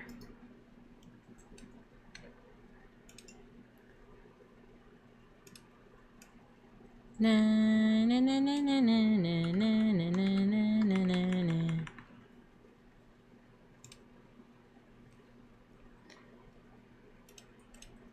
Okay, there we go. We have MS Paint up. Let's learn some state flags. And maybe we'll get some stories out of it too. We'll find out like why does it look like that? Why does the flag look like that? I have to get used to the Water Fox logo. For those that didn't hear me say it earlier, I stopped using Google Chrome finally. I made the move over to Water Fox, but I'm getting used to a lot of things with it. Emma's paint time for some adventures. All right, what's this one? This is okay. So this is alphabetical. So we got Alabama. Didn't Alabama what state was it that used to have the rebel flag? You did switch. Yeah, I did. I did this past weekend. So Alabama seems pretty straightforward. It's just a red X. Mississippi. I see. Okay, so the thing is, I don't think I have any like, what's it called? Mnemonic devices to help me remember the flags. This kind of reminds me of like the English flag, right? Doesn't the English flag? No, the English flag is a cross, right? Trying to remember, because there's the Union Jack. It's made up of like it's a combination of all of the flags of like, is it like Wales and Scotland and England, right? And the English part of it is like the red cross. So it's almost like the opposite of that, right? It's just like a red X. So we got Alabama, red X. Maybe X marks the spot, Alabama. Who knows? Who knows? Well, we'll see if we can come up with some better mnemonics. And then I believe this one is Alaska, right? Alaska. It's got the Big Dipper and the North Star. I would assume that, you know what, is there any... When I thought of the Confederate flag for a sec, I thought of the Tread on Me Daddy flag. That's wild. That's absolutely wild. The Gadsden flag. Is there any like background information we can get on any of these flags, you think? What about study maps? Nah, I guess not. Quizzes, flashcards, printouts? Oh no. I guess this is a really cool resource for history teachers. The 50unitedstates.com. Okay, maybe I don't want to look at that. Maybe I want to just stick to this. There's capitals. I don't know if I want to do that. Yeah, we'll just stick to this. I guess there's no explanation. I was hoping to find out why it's a red X and why it's like the Big Dipper and the North Star. Na na na na na na na na na na na na na.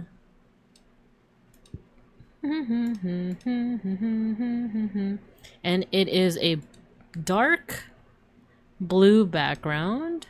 Here, I'll show you what I'm doing. Also, this is making me realize I actually don't know how many stars are in the Big Dipper constellation. So it's 3 that make up the like handle, and then 4 for the actual like bucket part, and then the North Star is like up here. I'm assuming it's the North Star. I actually don't know if it is. Because Alaska is like the Big Dipper of North America. It also seems like I don't know, I feel like because of all of the, I guess like wilderness isn't the right word, but like within Alaska, I think it's because of like, not because, sorry, I'm just losing my words today. Like, the proximity to like the northern, you know, like the very like north reaches of like the northern hemisphere is making me think that like maybe it's just easier to see certain constellations up there. And maybe the fact that like it's for certain parts of the year, the sun doesn't like what is it? Like there are certain days, I know in like the Scandinavian countries, there are certain parts of the year where like the sun just doesn't rise. For Red X, you might be thinking of St. Patrick's Cross, which is incorporated in the United Kingdom's flag to represent Northern Ireland. I might be. But I think England also has the red, like... Sorry. It's like this, right? And then this is Northern Ireland, and then the blue part is Scotland, right? So when you combine all of them together, they make the UK flag. Yeah. So I was thinking specifically of, like, the English part.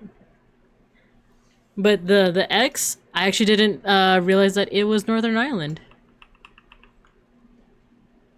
You googled it? It's cause bear? It's cause bear! St. George's Cross. Ah, okay. It's Ursa Major. Oh yeah, because the Big Dipper is part of Ursa Major.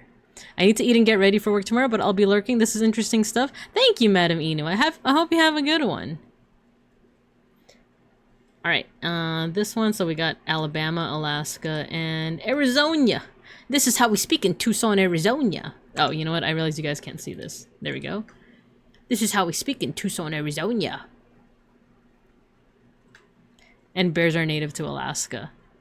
And California! Except I think the bears that used to live in California are all extinct. And or moved north, right? But I think that's funny because, like, technically that means that both Alaska and California have bears on their flags, technically, you know? If you consider that the Big Dipper is just a part of Ursa Major. So if anything, they should actually have the bear on their flag because there actually are bears there. Meanwhile, the California bears are no longer, they don't have them anymore. Doesn't Northern California have bears? I thought I recall that, like, the bears are extinct, but... NorCal still has bears? Isn't that a lot of wilderness? If you guys are saying so, then who am I to doubt? NorCal probably still has bears then. Let's see, isn't that a lot of wilderness? There is. Yeah, there is. Especially the closer you get to, like, Oregon. Da-da-da-da. Okay, we got Tucson, Arizona. It might be SoCal that I'm thinking of. That there used to be more bears in SoCal.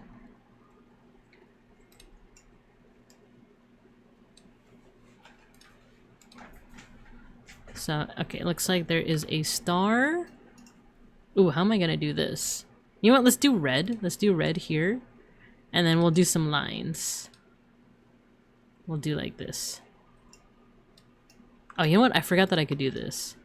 Oh no, I can't! Usually in, like, different art programs, you could, like, place down a dot, and then, like, if you hold down shift, it'll automatically make, like, a line. But looks like no longer. Ooh, I messed that up.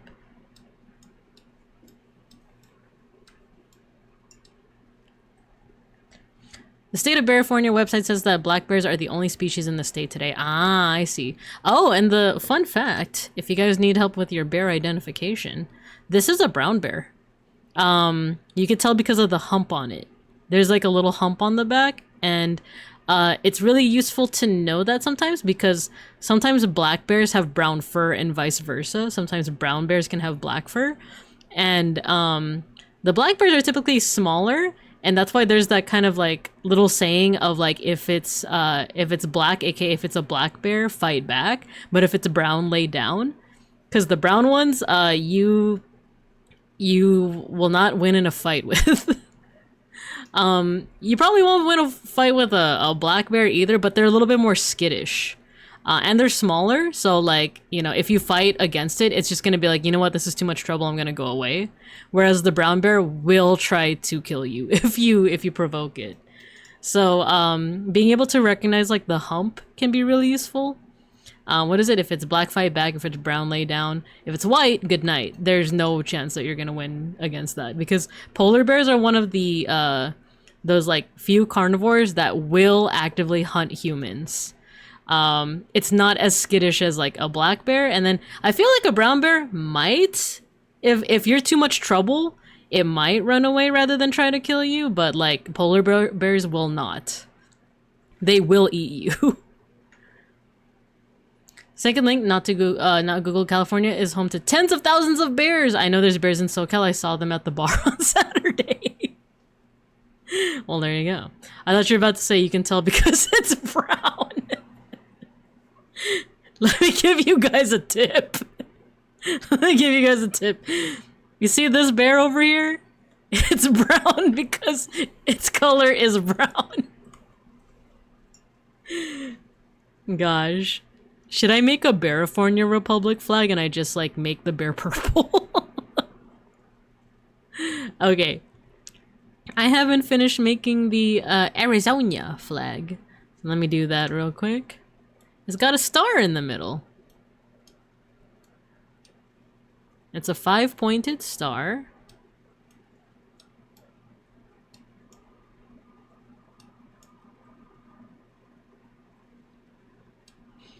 I keep on saying like that line of like, this is how we talk in Tucson, Arizona, because that's how one of the characters says it on What We Do in Shadows. Like, he keeps saying that he knows, like, an impeccable... He has, like, a thick British accent, by the way. This is Matt Berry. He's, like, a British actor. Thick British accent, and, like, in show, and, like, his actual, like, him as a person, like, speaks with it. But he's like, I have an impeccable Arizona accent. But he speaks exactly the same.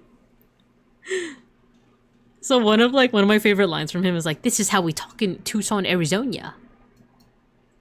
The flag would be so cute with the little jacket. Oh my gosh, that would be really cute. Okay, so we have Arizona. No, it's because it's a vocal stem and you're the kind of person to have one of those. I have many vocal stems. I have too many, arguably. Okay, your guess is as good as mine on what flag this is. Maybe Texas, right? Maybe this one over here, this red one. I am confusion, is all I'll say, really. Who knows? The world may never know. Girl, same! Alright, let's do this one for Arkansas. We got a red. And then, what is this, blue? So we got a blue diamond. And then it's white on the inside. And then we got some blue stars, but we're not gonna make them stars, we're just gonna make them dots. So we got one up here. A couple down here. And then, I guess we can use the text tool, right? Arkansas. Yes, of course it's in Comic Sans. 8. There we go. Arkansas. Oh, this is the song that plays whenever you're facing up against the king, right? The father. My vocal sims are all from class of '09 and not school appropriate. I've heard that that game is not school appropriate. And what's funny is I am class of '09. I literally graduated that year. Okay, next flag's my favorite. I'm a little biased. I might be just like a teensy bit biased. Little teensy bit. But it has all these great things. It has a bear on it. Yeah, it has a bear on it. Like, there's not much else I could really say about it. Do any of these other flags have a bear on it? Oh, actually, some of them have really cool eagles. Ooh, this one has some kind of like pelican, I want to say. Some of them have people on there. I'm not drawing that, by the way. I might just do like simplified version. Some of them have moose. No, this is a deer. This is a moose. There's an eagle. E pluribus unum. Is this? There's no way this is DC, is it? Oh no, it's Michigan. I forget it's alphabetical. This one's cool. This one looks, it looks indigenous. Could this be New Mexico or? It is New Mexico. Nice. I was thinking like it looks southwest. It looks very southwest. This Ohio. North Dakota. Some of these are really sick.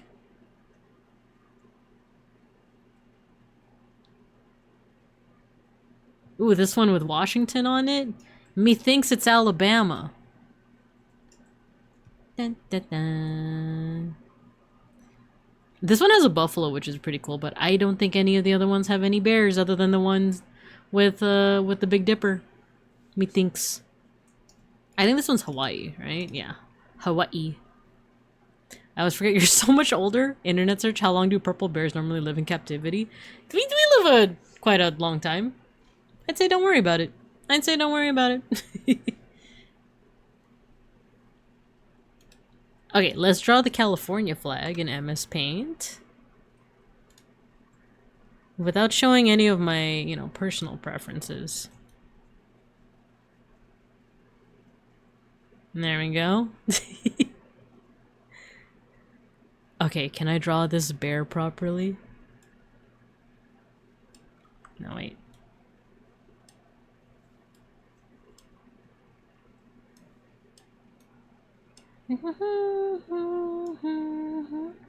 Remember, you have to have the hump to show that it's a brown bear.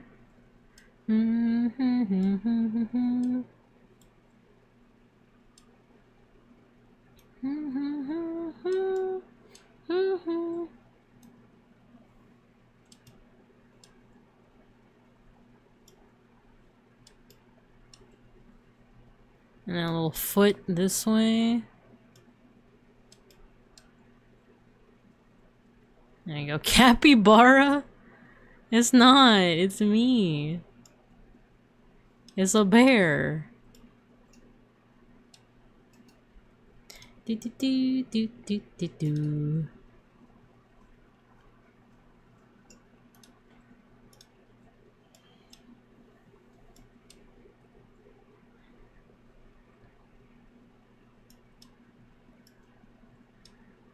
Okay, let's make it purple. No! I didn't close the line. There you go, little tail. You know what? Let's try a little jacket. Let's try a little jacket. Jacket goes down here. There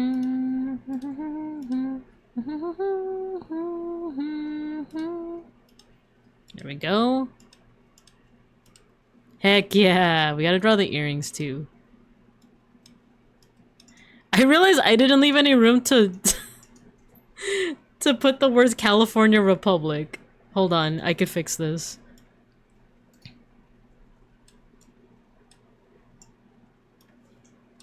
There you go, make it a little smaller. A little shorter too, before Devin gets a chance to make that a short joke. Maybe is this lore accurate? Is this lore accurate enough for you, Devin? Is this lore accurate? There you go. Just right. Finely balanced, as all things should be. Okay, I'll make it red. Babinka Republic! Oh, I should put that. I should put that. There we go. Got a little red line here. No, I need some room to put Babinka Republic. Put a microwave with a fish in it? I do that to reheat the fish. How do you guys reheat the fish? I don't cook it. I don't cook the fish with the microwave. Sometimes I do. But I reheat the fish when it gets cold, when it's refrigerated. Okay. Babinka Republic. There we go. It's not as big as I would want it to be, but well, we'll make it bold. I reheat things in a pan or an air fryer. Oh, I do have an air fryer actually. In this case, I really don't have an excuse. Sometimes the oven if it's too big for the air fryer. Nah, microwave's easier. You just pop it in, 45 seconds, you're good to go. Ding! You know? What if I make this... Actually, yeah, I kind of like yellow instead. There we go. This is our school flag. This is our school flag, by the way. For the Babinka Republic. I also just don't eat fish, seeing as I am not a bear. Well, there you go. There you go. That's problem number one that you gotta solve. Firstly, be bear. I stand for this flag. Fish is very nutritious, and don't believe the lies about if you eat too much of it you get mercury poisoning. I have no such poisoning. Now Venus poisoning, that's a little bit different. But alright, we have ourselves our school flag. I didn't think that this is what we would do today, but lo and behold. Also, give me a second. I need to turn the lights on. With my phone. We've got LED lights. It's getting dark. I just realized that because summer solstice was yesterday, the sun really is not setting until like 8. It's like 8:20 right now, and the sun has only barely set. No one look at bear lols? What did you do? What did you do? Nothing like good sous vide New York Australian Wagyu BM S9. Juicy doesn't even begin to describe 135 Celsius? What the heck? For 2 hours and seared in the microwave. You're not gonna like what I'm gonna say next. I don't think you guys are gonna like what I say next. So, back when I did eat meat, that is how I would take my steak. But in my defense, that's how my dad cooked it. I never had anything less than well done. Cause like, the thing is we would eat the steak with rice. Like my favorite snacky, my favorite meal back when I lived with my parents was like, sometimes my dad would make steak like that, but it would be like cut up, right? And then I would have it with rice, and on the rice would be vinegar, soy sauce, and chili flakes. Which, like, didn't feel like a struggle meal, but as I kind of detailed that, I feel like that kind of is a bit of a struggle meal, even though it's steak, right? And sometimes you would actually make my dad also made this really cool dish called beefsteak. It's a Filipino classic. It's one of my favorites. But yeah, I don't think I've had anything less than well done, and like, I didn't really know about rare and like medium rare steaks until I was like kind of an adult. And I remember like learning about the concept of that and being like, why would you eat something that's undercooked? As I eat sushi, as in high school I had sushi for the first time. I think microwaving fish counts as a struggle meal. No, it doesn't. I'll tell you what my struggle meal was. I'll tell you guys what my struggle meal was. It was butter sandwiches. My struggle meal growing up. And apparently it's funny because like whenever I talk about this to my little brother, he's like, one of my core memories was you teaching me how to make a butter sandwich. It's a mental struggle meal? No, it's not. It's salmon. Like, it's me putting refrigerated salmon in the microwave is not a struggle meal. That's just a meal. But you have to have it with rice too, is the thing. You have to have it with rice. Anything with rice doesn't feel like as much of a struggle meal. I feel like butter sandwich was a struggle meal for me because we didn't have rice. You know, it's like I'm too lazy to make rice, so I'm just gonna put butter on some bread and put it in the microwave. That was my butter sandwich. So not realizing that like that means that the butter would melt into the bread. So it's basically just 2 pieces of buttered bread. I thought you were gonna say bread sandwich. That's basically what that was. That's basically what that was. Also, hello, Fugubi. So, because there's that, and then what else? Oh, eating the Vienna sausage straight out of the can without like heating it up in any way. That was I feel like that was another struggle meal in my opinion. You're too lazy to make rice. I mean, when I was a kid, I was really lazy. I'll say that. Also, it's like a whole process, you know, and you gotta wash the rice until the water's clear, you know, like, sometimes I was just too lazy for that. In elementary school, my stepdad made me butter and jelly sandwiches because I don't like peanut butter. Wait, there's something kind of moe about that. That's something that's kind of cute. I don't know, man, making rice is like a whole process. And the thing is, I know my ancestors would be turning in their graves hearing me say that when I have access to a rice cooker. It's like one of those like, it's one of those like, you think making rice in a rice cooker? I can't be called moe, fine, you're not moe. You're over 30? I'm over 30, you guys can call me moe, but do you guys ever call me moe? I'm just kidding, you don't have to call me moe. You can call me teacher. You can call me teacher. Anyway. Yeah, just throw rice in the pot and leave. It's the least effort. I don't like cooking it in a pot. I'm very picky with my rice texture. I'm super picky with my rice texture. I don't like it being too mushy. And whenever people make it in a pot, it always feels like too mushy. And I don't like it. At that point, when I used to live with my parents, I would just give that to my dad because I didn't like mushy rice.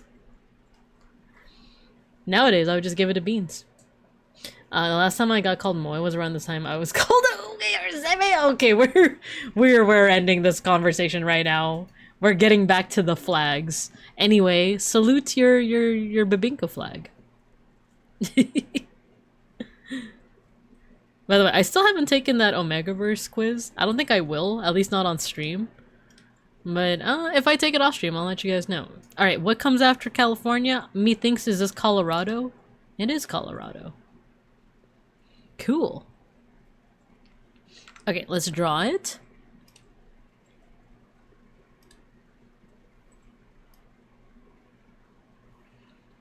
And I see that Sotenbori is showing the proper respect, teaching me. It's calling me teach. It's a good thing. Okay, so we got 2 lines. Fill that baby up. And then we got a red C shape. C for Colorado, methinks. And then yellow inside of the C. See, I really want to know what the symbolism is for these flags, because it's like, I understand the C shape is probably for Colorado.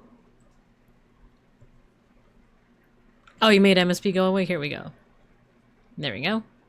Apologies. I want to know the symbolism, because, like, is the yellow circle, like, the sun, or is it the O in Colorado, you know? The last time I got- oh wait, I read that one already. What is the symbolism with, like, why does Arkansas have, like, the 4 stars? What's with the 1 star over here for Arkansas? No, wait, this is Arizona. I was like, what was it again? Ooh, this one has French. The one next to Colorado, what could that be? If this is alphabetical order. Delaware? Oh, Connecticut. I forgot about Connecticut. Okay. For any Bear Americans in the chat, do you guys have, like, a location that has, like the etymology of the location is, like, indigenous? Like, do you have a place name that you really like with indigenous roots? How could you? I'm sorry, I didn't mean to. What do you mean it's not Arkansas? I think I said earlier that my favorite ones are, like, Cahuenga and Topanga. Yeah, native names for places. Because, like, for example, I know Massachusetts is, like, the etymology of that is indigenous, right? So, like, do you guys have, like, a place name that is indigenous in origin that you, like, really like the name? Like, the sound of the name, right? Because, like, I feel like in the Southwest, a lot of it is just Spanish. But there are a few, like the ones I said before, Cahuenga, Topanga, and Azusa, that are indigenous. I'm trying to remember the other ones. We all had a crush on Topanga as kids! Connecticut is a French corruption of a native name. Ah, okay. The Connecticut River. Cool, cool. Yeah, I'm just curious if you guys, like, have any, like, native names that you like. And you know what? I kind of want to look it up now. I want to look up, open up a new window. Indigenous, and I can't spell. Indigenous names, in Los Bincos. Ooh, okay. Let's take a little pause from drawing flags to learn some indigenous names. Put the MS Paint away. Here we go. Canoga. I didn't know that Canoga. Wait, which one is Chautauqua? Okay, here we go. Azusa. Cahuenga. Place of the Fox. That's pretty cool. Wait, let me make the text a little bit bigger. Oh, I've heard of Castaic. That's like, it's still technically LA County, but I don't know if you would still consider that LA City. We're gonna take a pause. It's true. Malibu.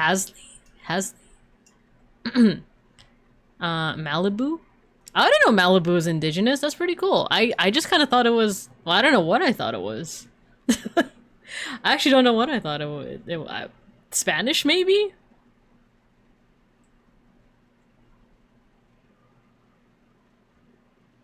Where you live isn't LA City. Castaic is by you. Oh, really? Like, that's kind of far up, isn't it? I have not heard of Matiliha Avenue. Oh, I think I know where that is. Mumat Ahiko Way. Haven't heard of that. Oh, Pacoima! Pacoima is another indigenous one. Sadikoi. Tahauta? I haven't heard of this one, actually. But I have heard of Topanga. And Tahunga! There we go, that's another one that I remember. Tahunga's another indigenous one. Yeah, they got Azusa, Cahuenga, Topanga, Tahonga. We have an ad break coming up. Yeah, crawling far from the card shops. Dang, big props to you for making it out, though. That's far. This is cool. I didn't know that a lot of them are indigenous. We do have an ad break, so I'm gonna go ahead and put you guys in recess. That means you won't be able to hear the cool music. But you can lick the ice cube. Nothing's gonna happen, but you can do it. Alright, I'll see you guys in a couple minutes.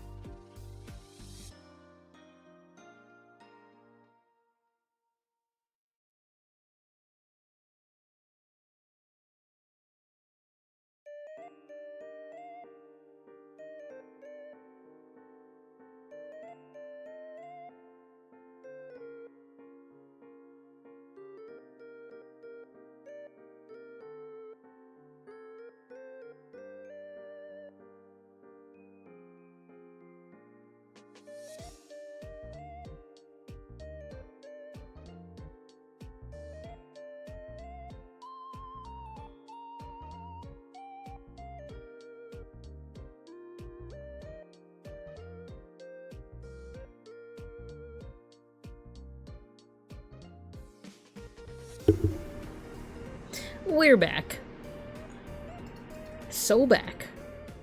Ooh, and nice. Owen gave us a lot of responses to my question about, like, what's your favorite, like, location names that have indigenous roots? And he said, I'd say a lot of the really cool sounding towns and bodies of water here where I grew up were all native names. Mystic, Niantic. Oh, wasn't the Pokemon Go company called Niantic or something like that? I had no idea that's indigenous. That's so cool. Also, Mystic? So, like, is that also, like, the word mystic? Is that also indigenous?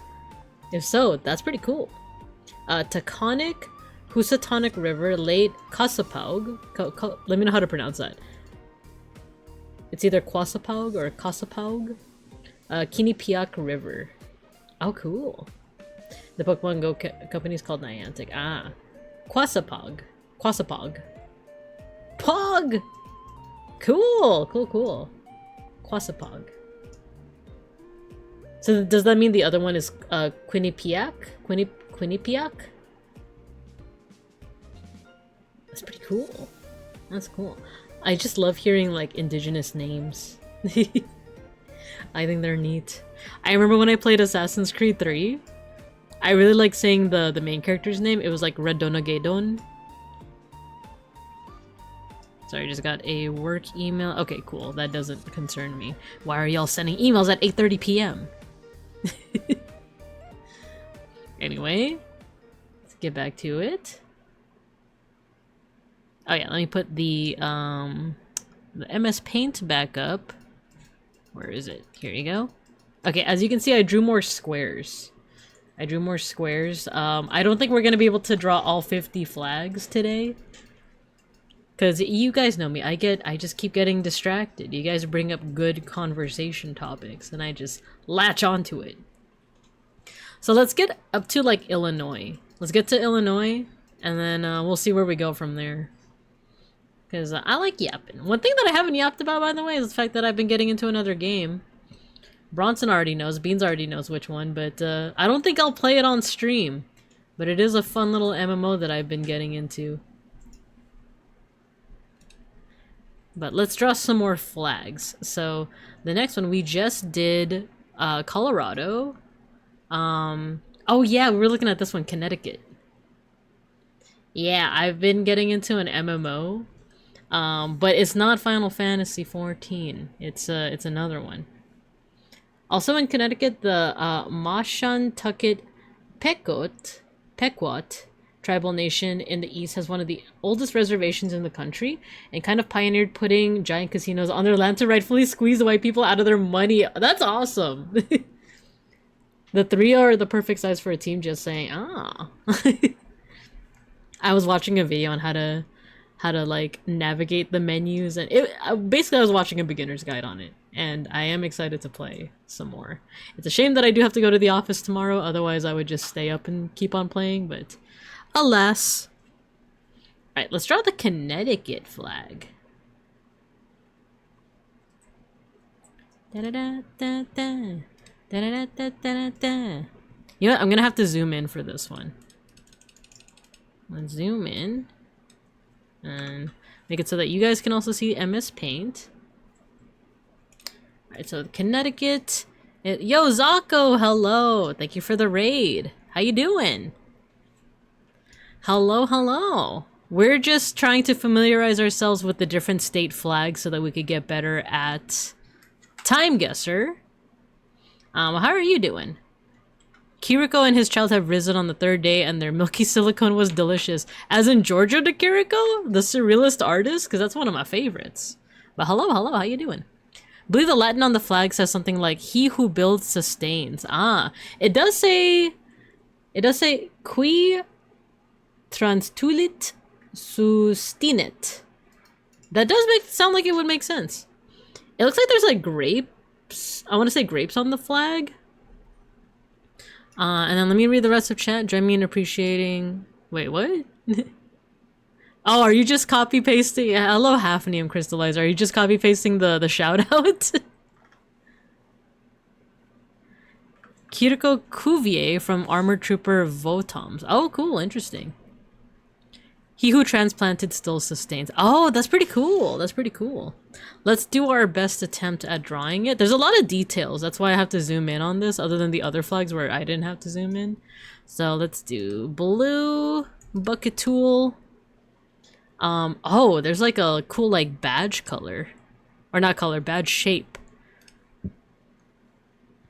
How are we gonna do this? Let's do really small brush size.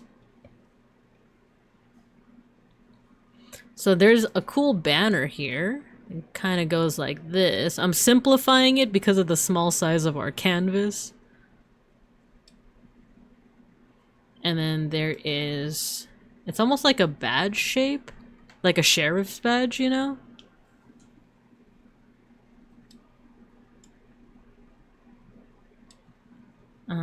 Bucket tool, there we go. Oh cool, once you get small enough with the bucket tool, it doesn't do that weird little outline thing anymore. Let's see, let's get yellow.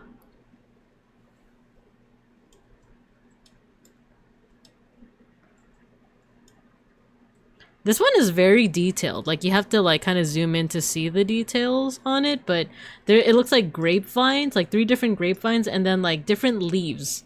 It kind of almost looks like holly, but yellow instead of red.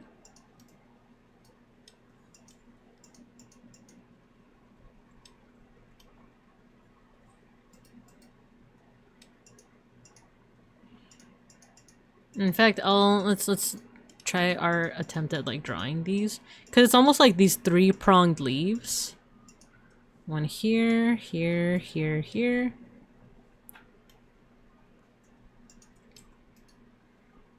Again, this is a very much an oversimplification of the flag, given our very small canvas.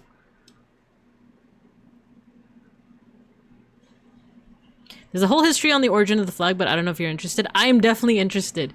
That's the one shame with this website I'm using, is that it's not giving me the history or the context on like all these flags. I would love to know. Because I'm seeing some like grapevines. And yeah, definitely, if you want to, feel free to explain it. Okay, there's like 3 like patches of dirt.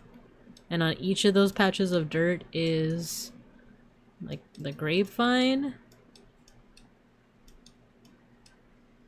Each of them has like leaves. But I'm also gonna take some purple so I can draw the little like grapevines as well. Alright. It's like a vine goes like this. There we go. Purple. Oh yeah, let's get some yellow for these little berries. Or what looks like berries.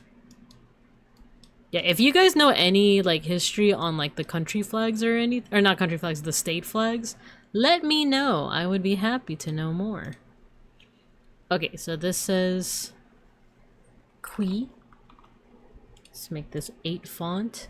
That still might be too big, but that's okay. Qui Transtulit.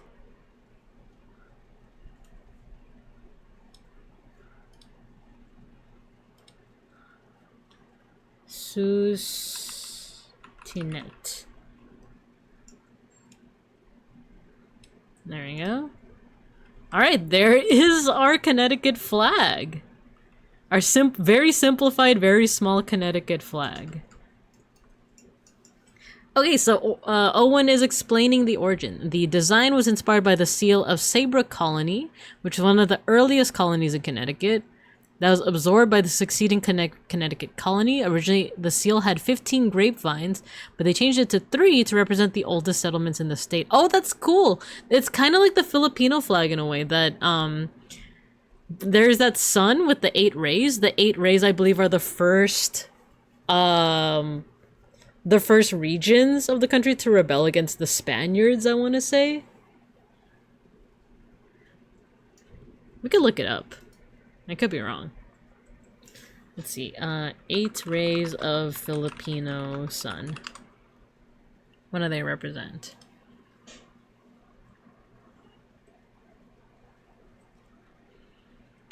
Here we go. The 3 stars in the sun. Yes, I was right. So the golden yellow sun with the 8 primary rays to represent the original 8 provinces that rebelled against the Spanish during the 1896 revolution. And then at the vertex is the 3-pointed star, or 5-pointed star, representing the 3 main island groups, Luzon, Visayas, and Mindanao. So that one I do kind of remember. Why grapevines? I'm not sure. We're not really known for vineyards. I would not have doubted you if you said otherwise. If you were like, yeah, they're known for their vineyards, I would not have doubted you, because I don't know that much about wine in general. Like, I know there's like a wine country in California, And I've been there once. Pretty cool. Very barren, you know, like lots of just big stretches of land, but I actually don't know that much else. Yeah, wine country is more of an upstate New York thing. Ah, okay. Also, Matthew, thank you for the big emote. Uy, Philippines! Something we worked on Creative Cups. Cool, I'll check it out after. California's the wine capital of the country for sure. Yeah, see, I don't know anything about wine that much because I don't usually drink wine. Like, I've had, what's it called? White wine? I think I prefer white wine a lot because it's sweeter, but I'm not much of a red wine drinker. But I just know that there is a place called Wine Country. Been there once, pretty cool.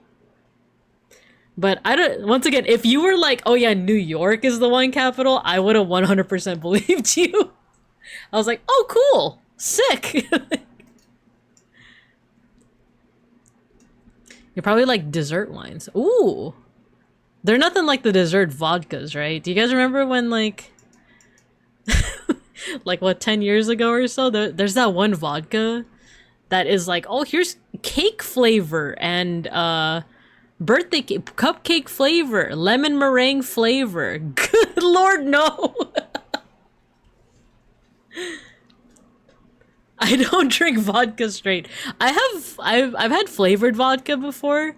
That was pretty good.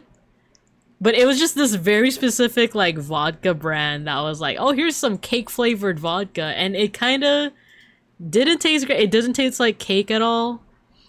It was, like, a very sweet flavored followed by a very, like, alcohol-heavy flavor. Yeah, how is dessert wine? I'm kind of curious. Cream soda vodka is the ish. Mmm. I definitely had, what was it again? What's that one vodka that tastes more like a wine cooler? I forget. I forget. Now let's draw a couple other flags while we're here, while we're at it. Oh, these flags are gonna get more and more detailed. I'm getting kind of scared. Like this one, Delaware. This one is Delaware. They're getting more detailed. And then the one for Florida. It looks very similar to Alabama, actually, but they have the seal on the center of it. Interesting. Someone brought that to a party with Beans and I, and it was the worst thing I've ever experienced. Well, you know what? Now we're gonna look it up. No, you know what? Give me a second. Vodka cake. Or cake vodka. It had like a blue... Was it Pinnacle?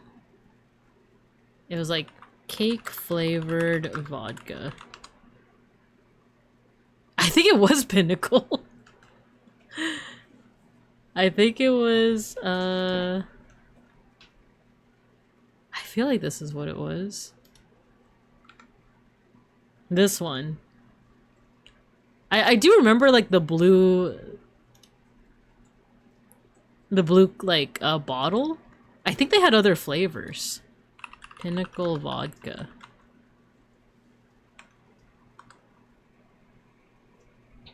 I want to see their other flavors now.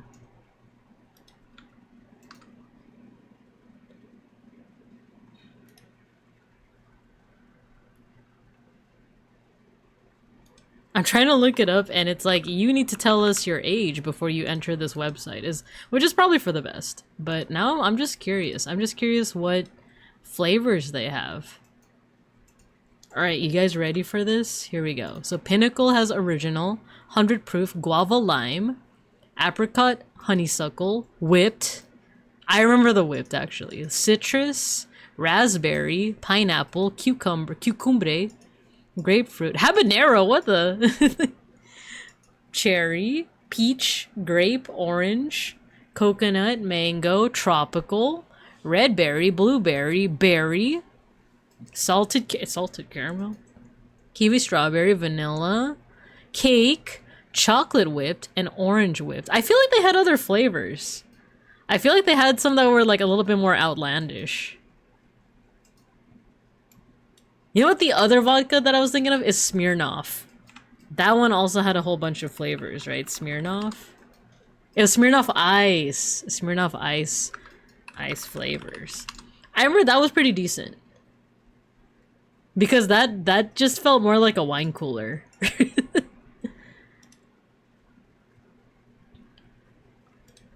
Oh my god, no, I don't want to participate in your newsletter. Just let me freaking see the website. I just want to see the website.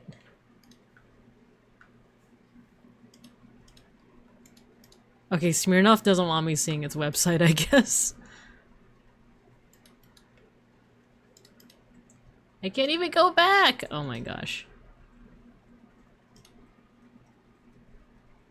Oh, someone ranked the flavors.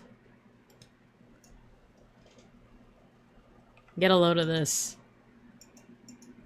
Smirnoff Ice Zero Sugar Pink Lemonade. Okay. So we definitely did not have these in the 2010s. Or if they did, I didn't have them. Smirnoff Ice Zero Sugar Red, White, and Berry. Okay. Maybe something to have for the 4th of July. Smirnoff Ice Zero Sugar Original. Smirnoff Ice Zero Sugar Raspberry. Smirnoff Ice Grape. Smirnoff Ice Cosmic Snow Cone. Fancy. Smirnoff Ice Smash Strawberry Lemon. Smirnoff Ice Orange Cream Pop. That actually sounds really good. Not gonna lie. You typically couldn't have cocktails in cans pre-COVID. You know what? I think that's what that is, because like I don't remember these like in cans. They were in like the little glass bottles. I didn't think that COVID was the cutoff though. In order to keep bars in business, many states dropped a lot of prohibition-era laws. Oh. Huh. Well, I like the colors on this one. Smirnoff Ice Blue Raspberry Lemonade. Smirnoff Ice Pink Lemonade. Smirnoff? Is that what I said? Smirnoff Ice Smash Screwdriver. Smirnoff Ice Green Apple. I feel like I had this one before. Yeah, you know what? When I was in my 20s, they were always in these like glass bottles instead. I feel like I had this. Smirnoff Ice Lemon Shaved Ice. Smirnoff Ice White and Berry. Original. Okay, this is the one that I think I... Little TMI, but... No, you know what? It wasn't even a Smirnoff Ice. Because I remember I used to have like Smirnoff Ice a lot because it was very sweet. Like that was my go-to for like the parties.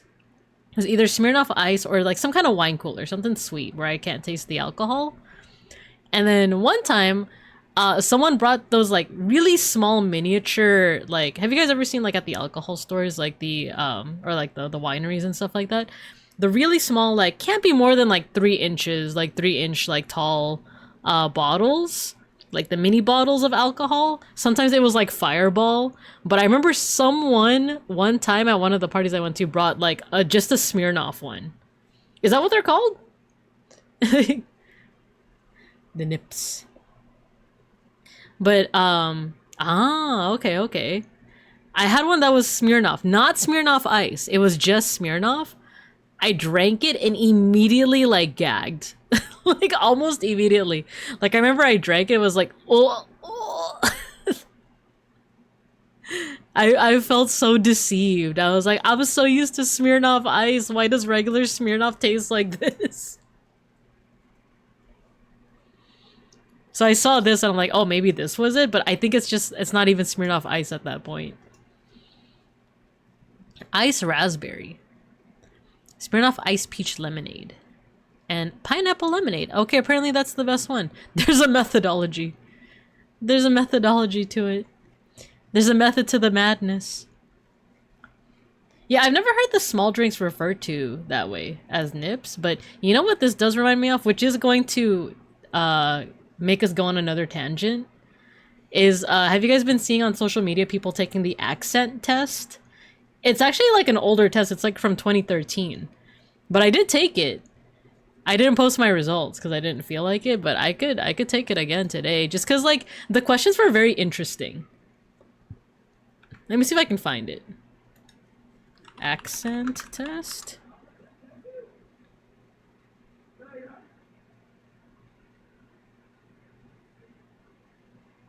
Which American accent do you speak? Is it this one?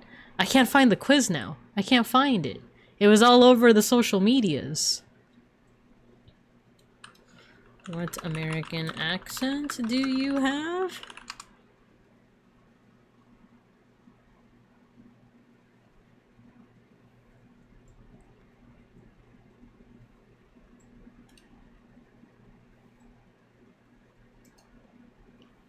Well, now I can't find it. Oh well. If anyone has the link, feel free to let me know. But otherwise... Otherwise, I thought I was gonna do it on stream, but I can't. Apparently the proper name is miniature, and nip is short for nipperkin, which is a very old English term for a very small amount of volume. Oh, cool! 1/8 of a gill or 1/32 of an English pint. Oh, interesting. I kind of like old-timey words like that. That's pretty neat. Alright, in that case, let's get back to drawing some flags. What was I gonna say? What was I gonna say? What did you say? Here we go. Delaware. Let's do Delaware next.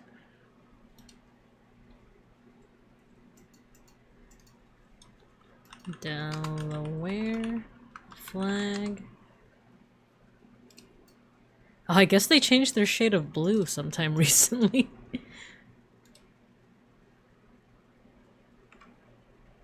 Okay, I'm gonna use this as a reference. And then we'll zoom in a little bit more. Oh, this is an interesting color. It's like a teal. It's like a Hatsune Miku teal.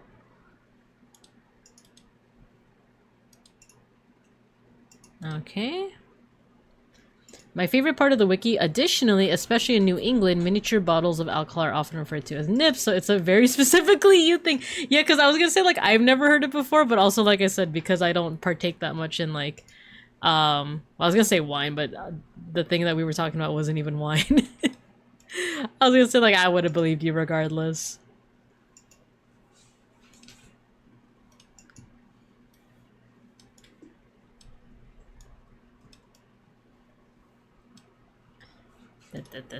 Okay, so we got a diamond shape here. And then I'm not gonna draw these people, but I'm gonna do the best simplification I can do. Let's see. Let's do white. Liberty and independence. See, there's like a central shape over here. And then there's like two dudes. There's just two dudes hanging around here. One of them's wearing like this big green outfit.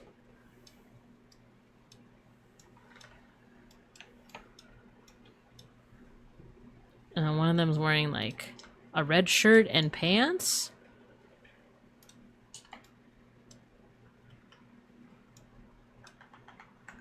Let's see. And they both got hats too.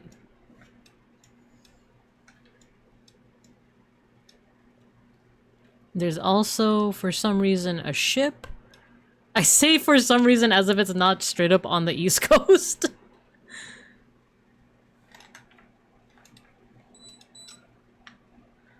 There's a boat here. And then, like, sails. Oh my god, I think this flag is super detailed. It's just so super detailed. There's, like, 3 different colors here.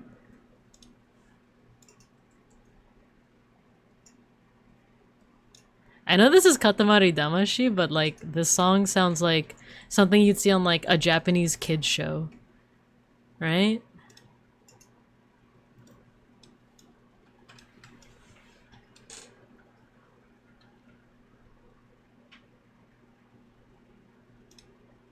There's a cow here, and corn, fresh corn. And then I think it's wheat. I want to say there's like wheat on one side of this. There we go. And then there's like some red details over here. And some text that says liberty and independence. It's too big. It's too large. So we're just gonna drop that in, just like that. Is this really the smallest size? Oh my gosh! You know what? It's fine. this is fine. This is the Delaware flag. This is the Delaware flag. I was not microwaving a fish. What did you miss? We were talking about alcohol. We were talking about alcohol. And I drew the flag of Delaware. Oh, I forgot there's white text that says the date of when it was established. You know what? Let me plop that in here. So it's December 7th, 1787. I'm just gonna plop that right there. There we go. That's the flag of Delaware. See, look at that. That's what she said. There we go. We got a nice collection of flags so far of MS Paint flags. All right, next up. What's the next one?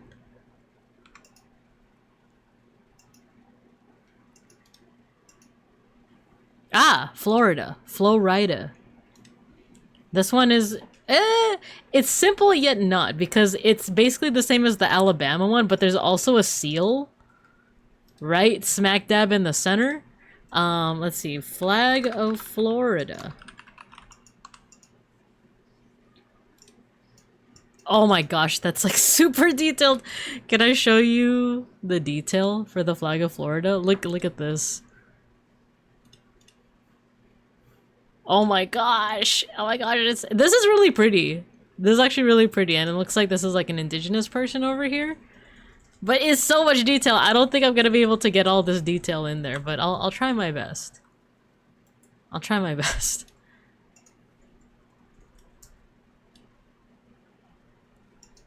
Alright, let's get MS Paint back on there. Yeah, Florida said, like, the pinky toe from Courage the Cowardly Dog. I remember the exact character that you're talking about.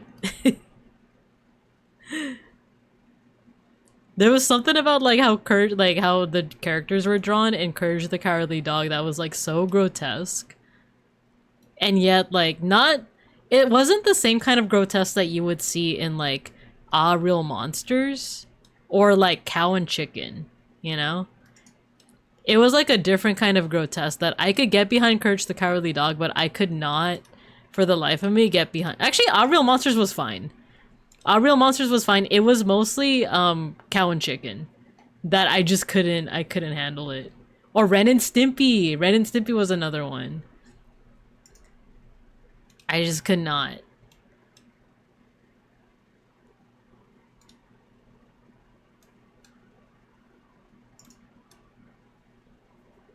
There we go. It wasn't for the pop factor, they were just regular ugly. Okay, maybe white in the center.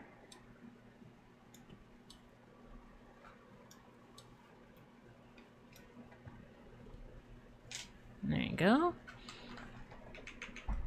And I don't think we can put the text. There is text on the flag that says Great Seal of the State of Florida. In God we trust. I don't think I'm even going to be able to put that in there, but I'll try my best with drawing this cool little scene in the center here.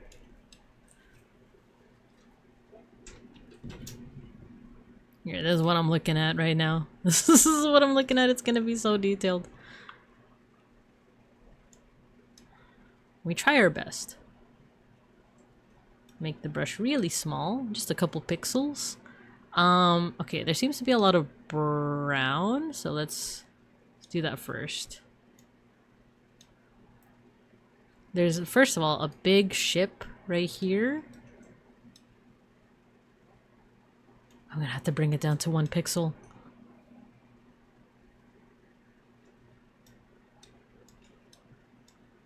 Alright, there we go. There's also some, like, clouds. For some reason, the clouds are also brown.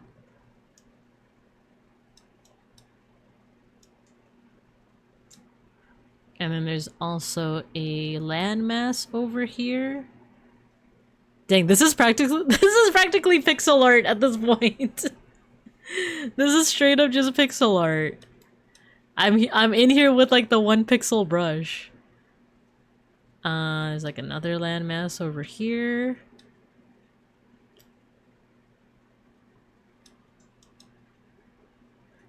Let's see. Okay, let's move over to the green. There's green. That's a pretty good boat for being only like 17 pixels, right? I think dabbling in pixel art is what's giving me the slight advantage here.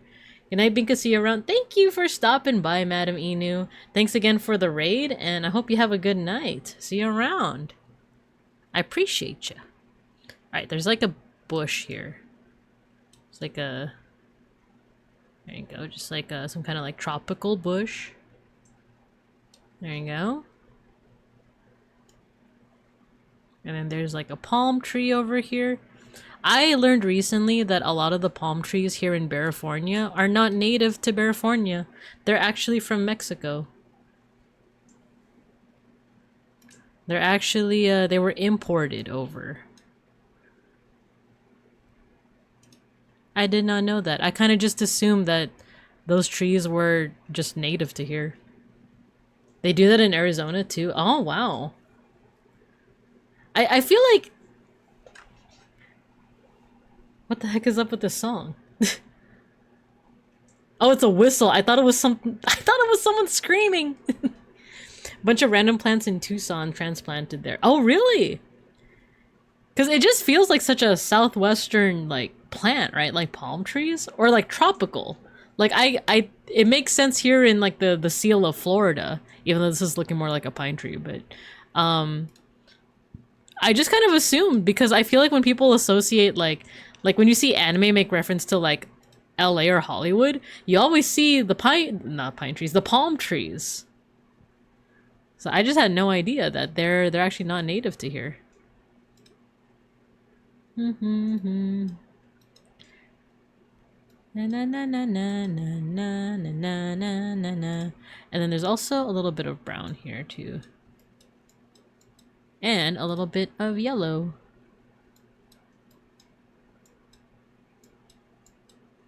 For some reason. Okay, more green. We need more green. There's some plants here.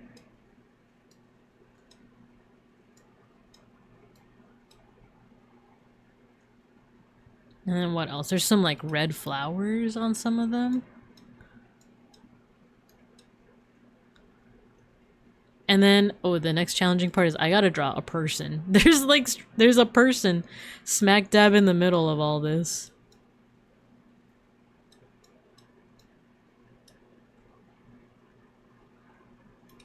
Alright, there's like a red part of the dress. And then there's like a yellow part of the dress. And then she's got little feet. She's got her little feet just standing over here. She's got kind of like a orange, like, dress. Like, the upper part of her dress is kind of orangey. And then...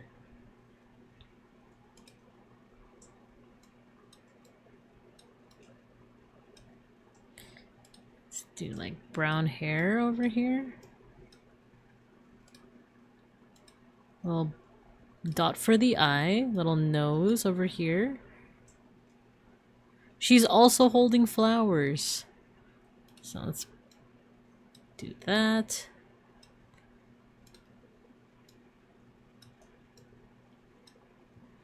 There we go. And then surrounding this entire composition is a whole bunch of blue, but it's in the form of like lines.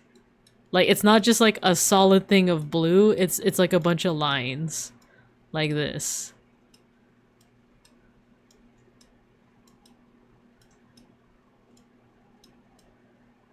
See, like, this feels very pixel art.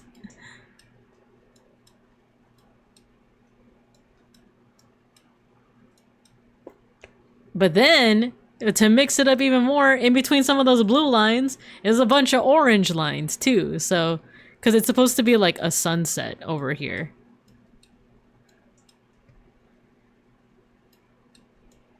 And then in the middle of those orange lines is a bunch of yellow lines.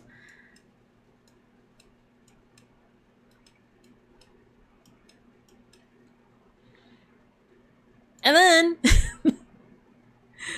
I'm not going to be able to write the Great Seal of Florida here, but at the very least, I'm going to draw some, like what's supposed to look like letters. I'm gonna show you my reference and what I drew, and you're gonna be flabbergasted. You're gonna be like, wow. You're gonna be like, wow, that really is the Great Seal of Florida, of Florida. You're gonna be flabbergasted. Trust me. Alright. Here's my rendition of Florida. Oh, wait. Let me catch up on chat. When I think palms, I think Florida. Ah. I think of the work of, what's that one? There's like a Japanese artist that does a lot of like kind of vaporwave-y kind of like designs. I thought the playlist switched to Fright Night at Six Flags. I also gonna go pass out. Good night, everyone. Good night, Matthew. Thanks for stopping by. How great can this Floridian seal be, really? Does it do tricks? It could. It could.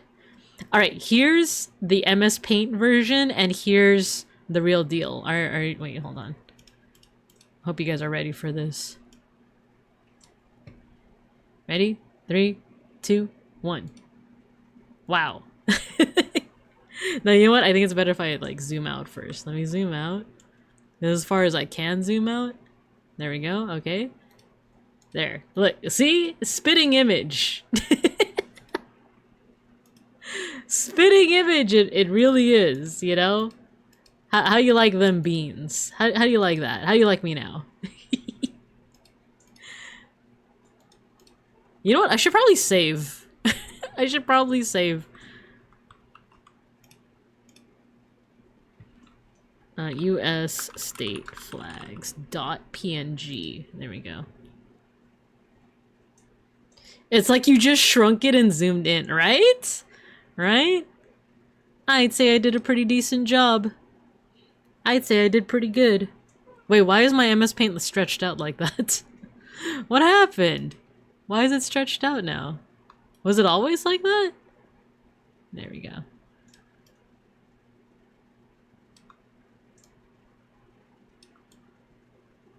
What is this music? I know it's Katamari Damashi, but wait, what is this music? Okay, there we go. I don't know if I want to continue doing... Okay, we have 4 more flags, but depending on how detailed they are, I might just stop early. It was normal style? Okay, cool. At least I know I'm not going too crazy. You know what? I'll do 2 more. Because once we get to the state of Idaho, that's another seal. And that seems like a lot of work. So I'm just going to do 2 more. I'm going to stop at the flag of Hawaii. And I think we'll call it from there. But with that in mind, let me make sure that raids are turned off.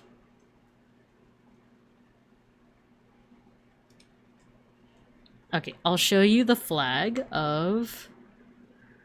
okay, wait, what is this? Florida?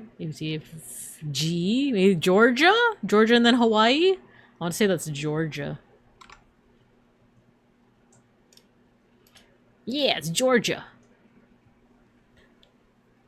I'm not gonna zoom in on the detail after doing the one for Florida. Like, I'm just gonna simplify from here. We're just gonna simplify.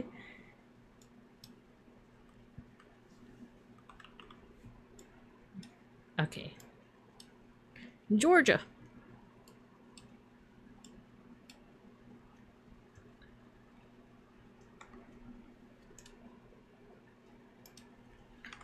Georgia flag state.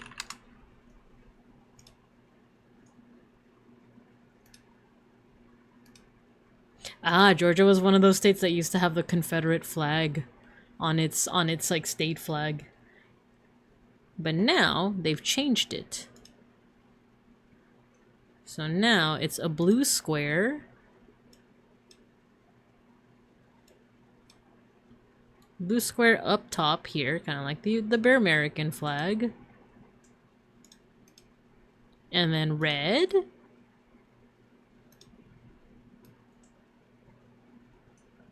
Wait, is that the whole flag? Oh, I guess it is.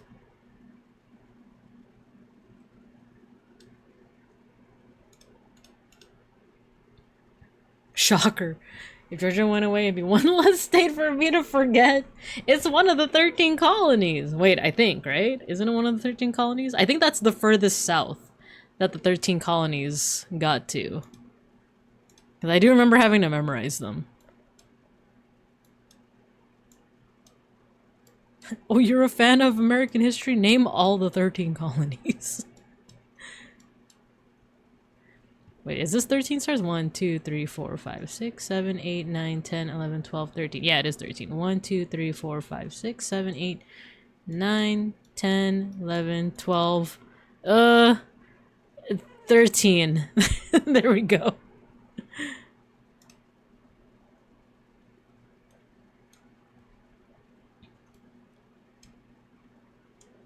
Okay, it's like an archway over here. And then there's like banners and stuff. There's like a guy standing over here and then like a flag here. And then it says "In God We Trust" in like small letters here. And that's it. That's the flag. That's the flag. I don't care what British people do now. I don't care what a bunch of British people did 2 millennia ago. I don't care what— ah, I see. Makes sense, makes sense. Cause now I'm just thinking Hamilton. They say the price of your war is not a price that you're willing to pay. Insane. Okay, last one is the flag of Hawaii. I think it's kind of messed up that it has the British Union Jack on there, but it is historical. I'm curious. Well, I guess pre-colonial, rather than a flag, it would be like certain different symbols, right?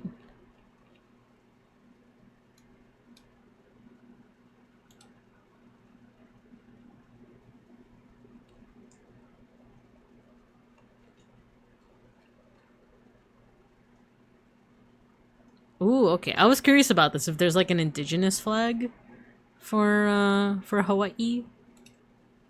There are some designs over here. Kanaka Maoli, true people. The original flag, though this claim is unverified and widely disputed. These are cool. Cool, cool. Okay, okay. But unfortunately we have to draw this one, so let's do that. Hamilton, King of Britain, is the one British I care about. I forgot about him. Alright, in that case.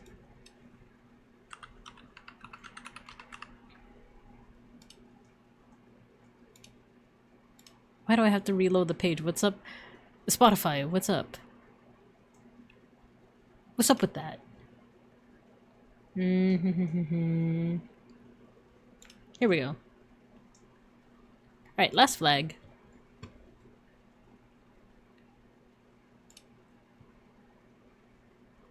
The price of my war is not a price that you're willing to pay. To hurl in the sea when you see me go by. Remember we made an arrangement. Now you're making me mad. Our estrangement, I'm your man. Soon you'll see, you'll remember you belong to me. You'll be back, time will tell. You remember that I served you well. Oceans rise, empires fall. Oh, my voice! What the frick was that? I didn't do my vocal exercises before the stream. I think you can tell. La na na da da da da da da da. Da da da da. Toupee was making fun of their wigs. I love that. Can't go on.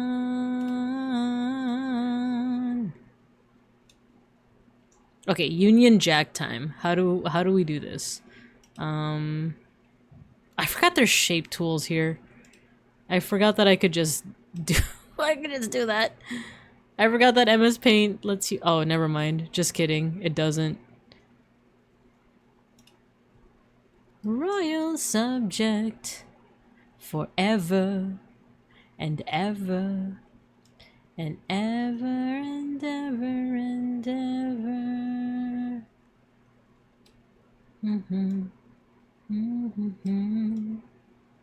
Fight the fight and win the war. For your praise, love you till my dying days. My favorite yandere. I'll go mad, so don't throw away this thing we had. 'Cause when push comes to shove, I will kill your friends and family to remind you of my love. So we could say that the king is the SAMMI. In this essay, I will continue. You're submitting this for a grade. Continue. Everybody. Alright,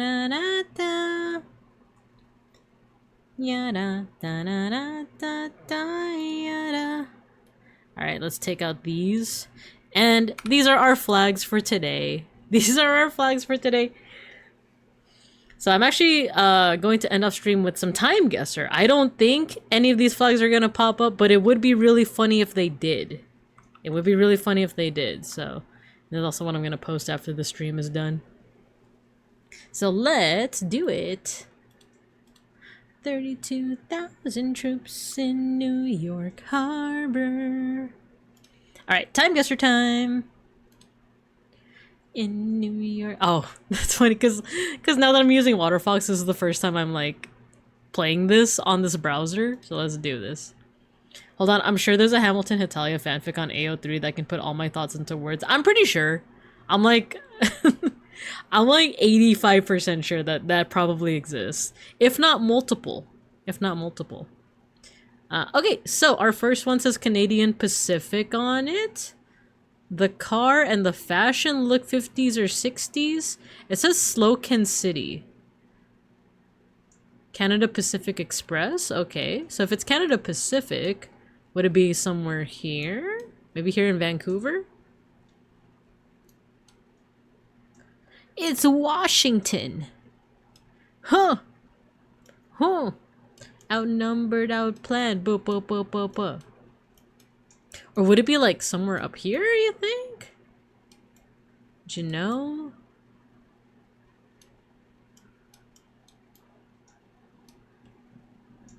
I mean, it could be Canadian Pacific, but what if it's going down into the US, right?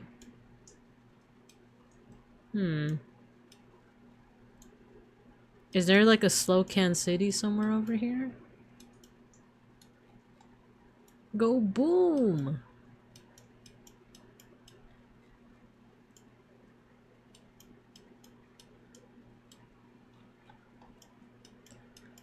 Alright, let's just put it on Vancouver. Slocan sounds Alaskan. Yeah, there's Juneau over here. Need a right-hand man. Whittier. Seward. Homer. Brah. That's not the right word for the area, but north. There's Anchorage. Let's steal their cannons.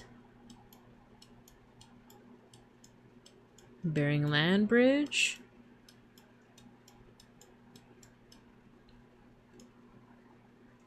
It's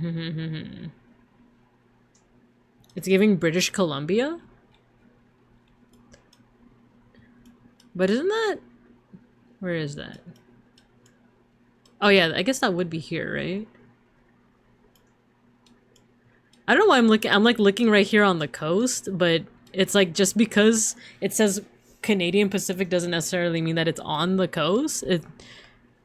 You know, it could just be here like on the Pacific side of the continent. Prince Rupert, Somersville Island, Hartley Bay. Also, these folks don't look like they're wearing like clothing for like really cold. No, actually, look at the background. It's it looks very like pine foresty, right? I'm thinking I might just put it somewhere near like Vancouver over here, right? Maybe it's like somewhere here. Let's just put it like somewhere here.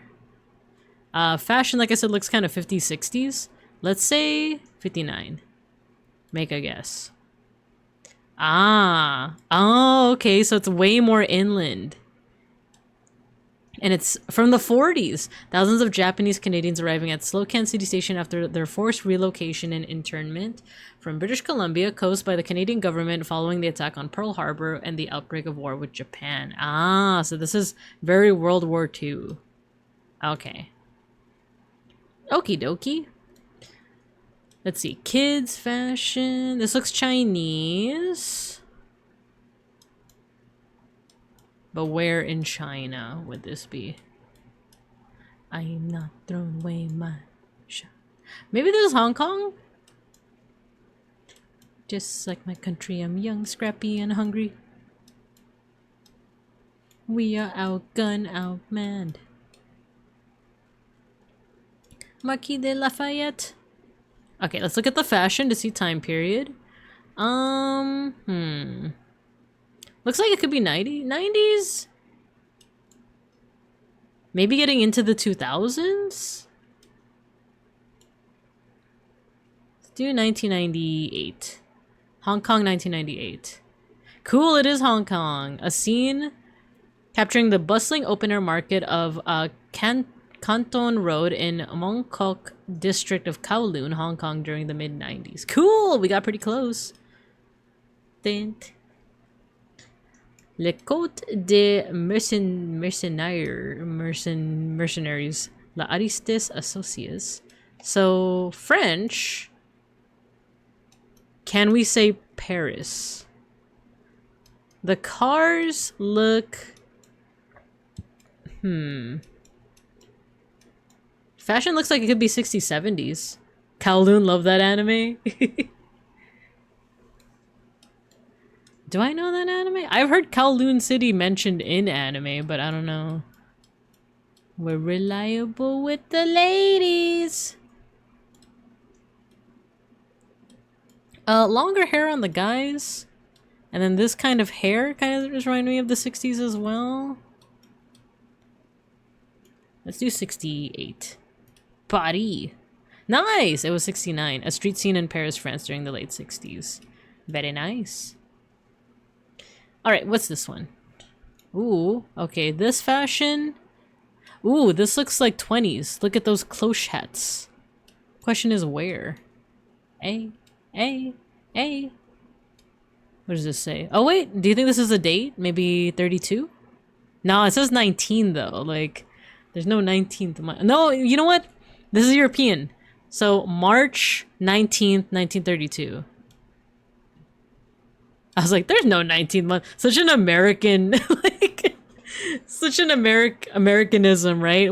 There's no 19th month. Lousy March weather. It was like last year, real interesting teaching about Kowloon while being sci-fi mystery. Oh, cool, cool, cool.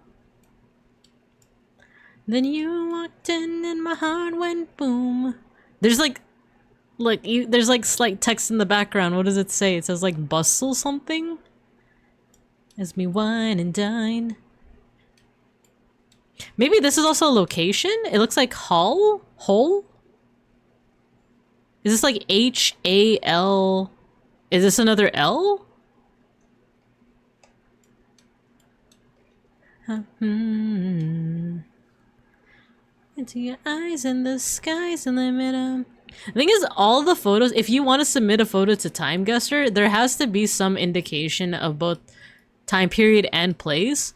The fashion definitely gives away the time period, but I'm not seeing much that gives away the place.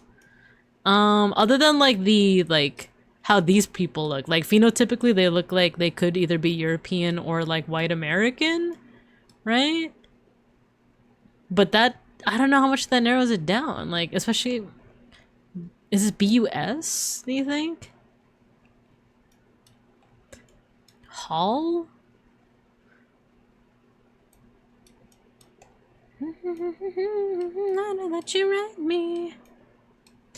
The one hint is that it would be, you know, like this is Latin text. In the living room stressing. And for his blessing. Right inside as we wine and dine. Nothing that your mind can't do. Oh, we have another ad break. Already? Dang. I could, you know what? I could just, what's it called? Wait, I need to pause it. No! Refresh! Refresh! Pause. Snooze. There we go. Snackery! I think I have 3 snoozes left, so I could snooze all the way until the end of this. Down for the count and I'm drowning in 'em. Snackery! Honestly, I'm not 100% sure where this is. So I will just say... I was gonna put New York, but let's just put Boston. It's like seen behind the green curtain. Let's do Boston. Ah, it's Australia. Wait, where is this? Crowds crossing the Sydney Harbour Bridge during the bridge's opening ceremony. Ah. How would, like, what's the clue that would have told us that? We got the right year, but that's because the date was literally written on it. Huh. Down for the count. I guess you would have had to known more about that, like, architecture, right? I look into your eyes and the sky's a limit. This looks European. What does it say? Aunt something? The fashion looks like 19 like hundreds or 1910s. Like, especially this dress, it looks very fancy. Man. So A-N-T-O? Antonio. Maybe San Antonio? The architecture looks like... Oh, what does this say? M-A-N? I'm not sure. Maybe this is Europe? Maybe let's do 1913? To the groom, to the groom. It says Antonio? Could this be like Spain or Portugal? Might just do Madrid. Madrid 1913? Ah, it's Lisbon. Okay. Crowds gather outside the Ermida de Nossa Senhora da Saúde capital during the traditional Moraria em Festa celebration in the Moraria district in Lisbon, an annual event rooted in the historic vow of thanksgiving for deliverance from the plague. Oh, it's 1900. Dang. Okay, so I don't think we reached 40k with this. We reached 35, and I think this one was kind of the big one. This was a challenge. This one was hard. It got me good. I remember that night, I just might regret that night for the rest of my days. Alright. Not too bad, not too bad. Alright guys, I think this is where we're gonna go ahead and call it. Next time I will see you will be Thursday, where we're going to be doing art appreciation, and the day after that we're actually going to be doing an educational stream about wargaming, tabletop wargaming, which was a topic that was recommended by Matthew. So I've already started the research on that, and it's been pretty interesting. I'm excited to look more at the art of John Blanche and grim dark stuff like that. So but with that, I do already have a song that we can mosh to. So for any new students here in the class today, we have an end of stream tradition, which is our end of stream mosh pit. All you gotta do is I'm gonna play some music, and I'm gonna make your little stream avatars down there fight each other. Yeah, grimdark. My wife? My first love? Yes, exactly. The light of my eye. Yeah, we're gonna be presenting on that on Friday. On Friday. And if you can't catch it, the VOD will also be available. But yeah, I'm gonna play some music, so once you hear the music, go ahead and start spamming your favorite emotes in the chat, and I'm gonna make your little stream avatars on the floor there fight each other. There's no correlation between how many emotes you spam and who wins the mosh pit. It's RNG, and it's not rigged. So once you hear the music, get to moshing. This is a fun one. This is the Don Quixote, like, theme, like from the store in Japan, but metal. So once you hear the music, get to moshing. Don don don Don Quixote.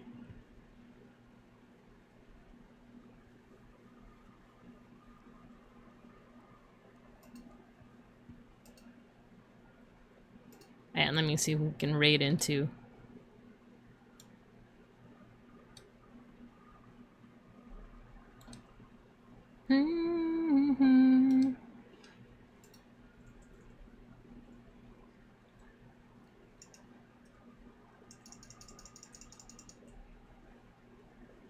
Don don don donkey donkey holiday.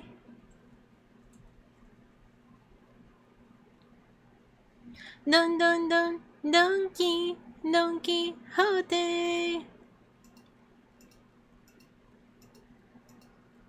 Don Quixote.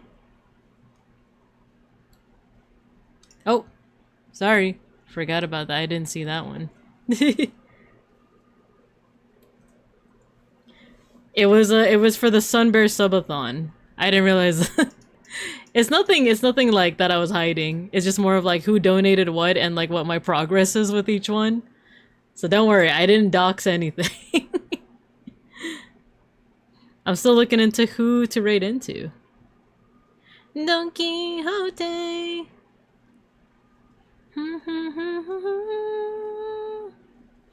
Don don don donkey Don Quixote. Don Quixote.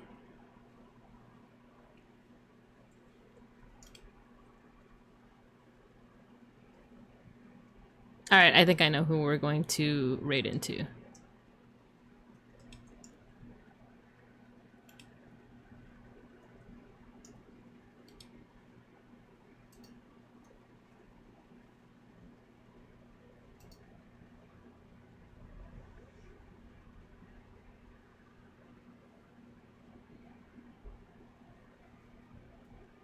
I just realized we never started the mosh pit. Oopsie.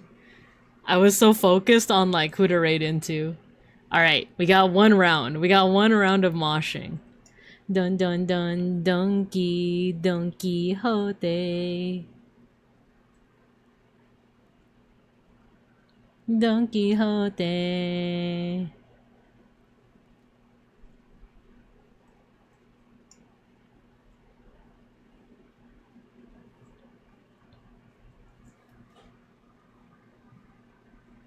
You keep hearing Donkey Kong. Well, since the mosh pit's still going, you could hear more of it. There we go.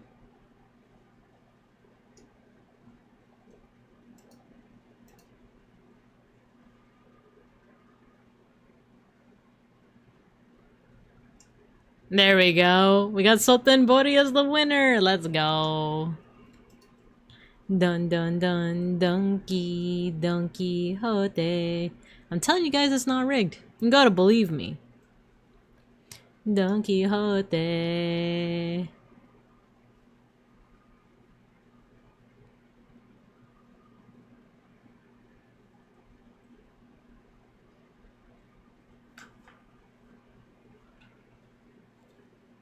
That was sick. That was sick. Good job, everybody. Good job. Alright, let's go ahead and get on the bus. I'll drive you guys home. I'll see you guys on Thursday. We're gonna raid into Slicey McHack. So I met them through a Digimon server, through Aria VT, and it looks like they're making art right now. So let's go ahead and support them. Lots of fun today. Good to catch you. Peace and love. Good to have you guys. Good to have you guys. I always appreciate you guys being here and yapping with me. I appreciate it. So I'll see you guys on Thursday for some art appreciation. I hope you guys have a good morning, afternoon, and evening. And as always, I'll see you guys when I see you guys. Bye-bye. We raid.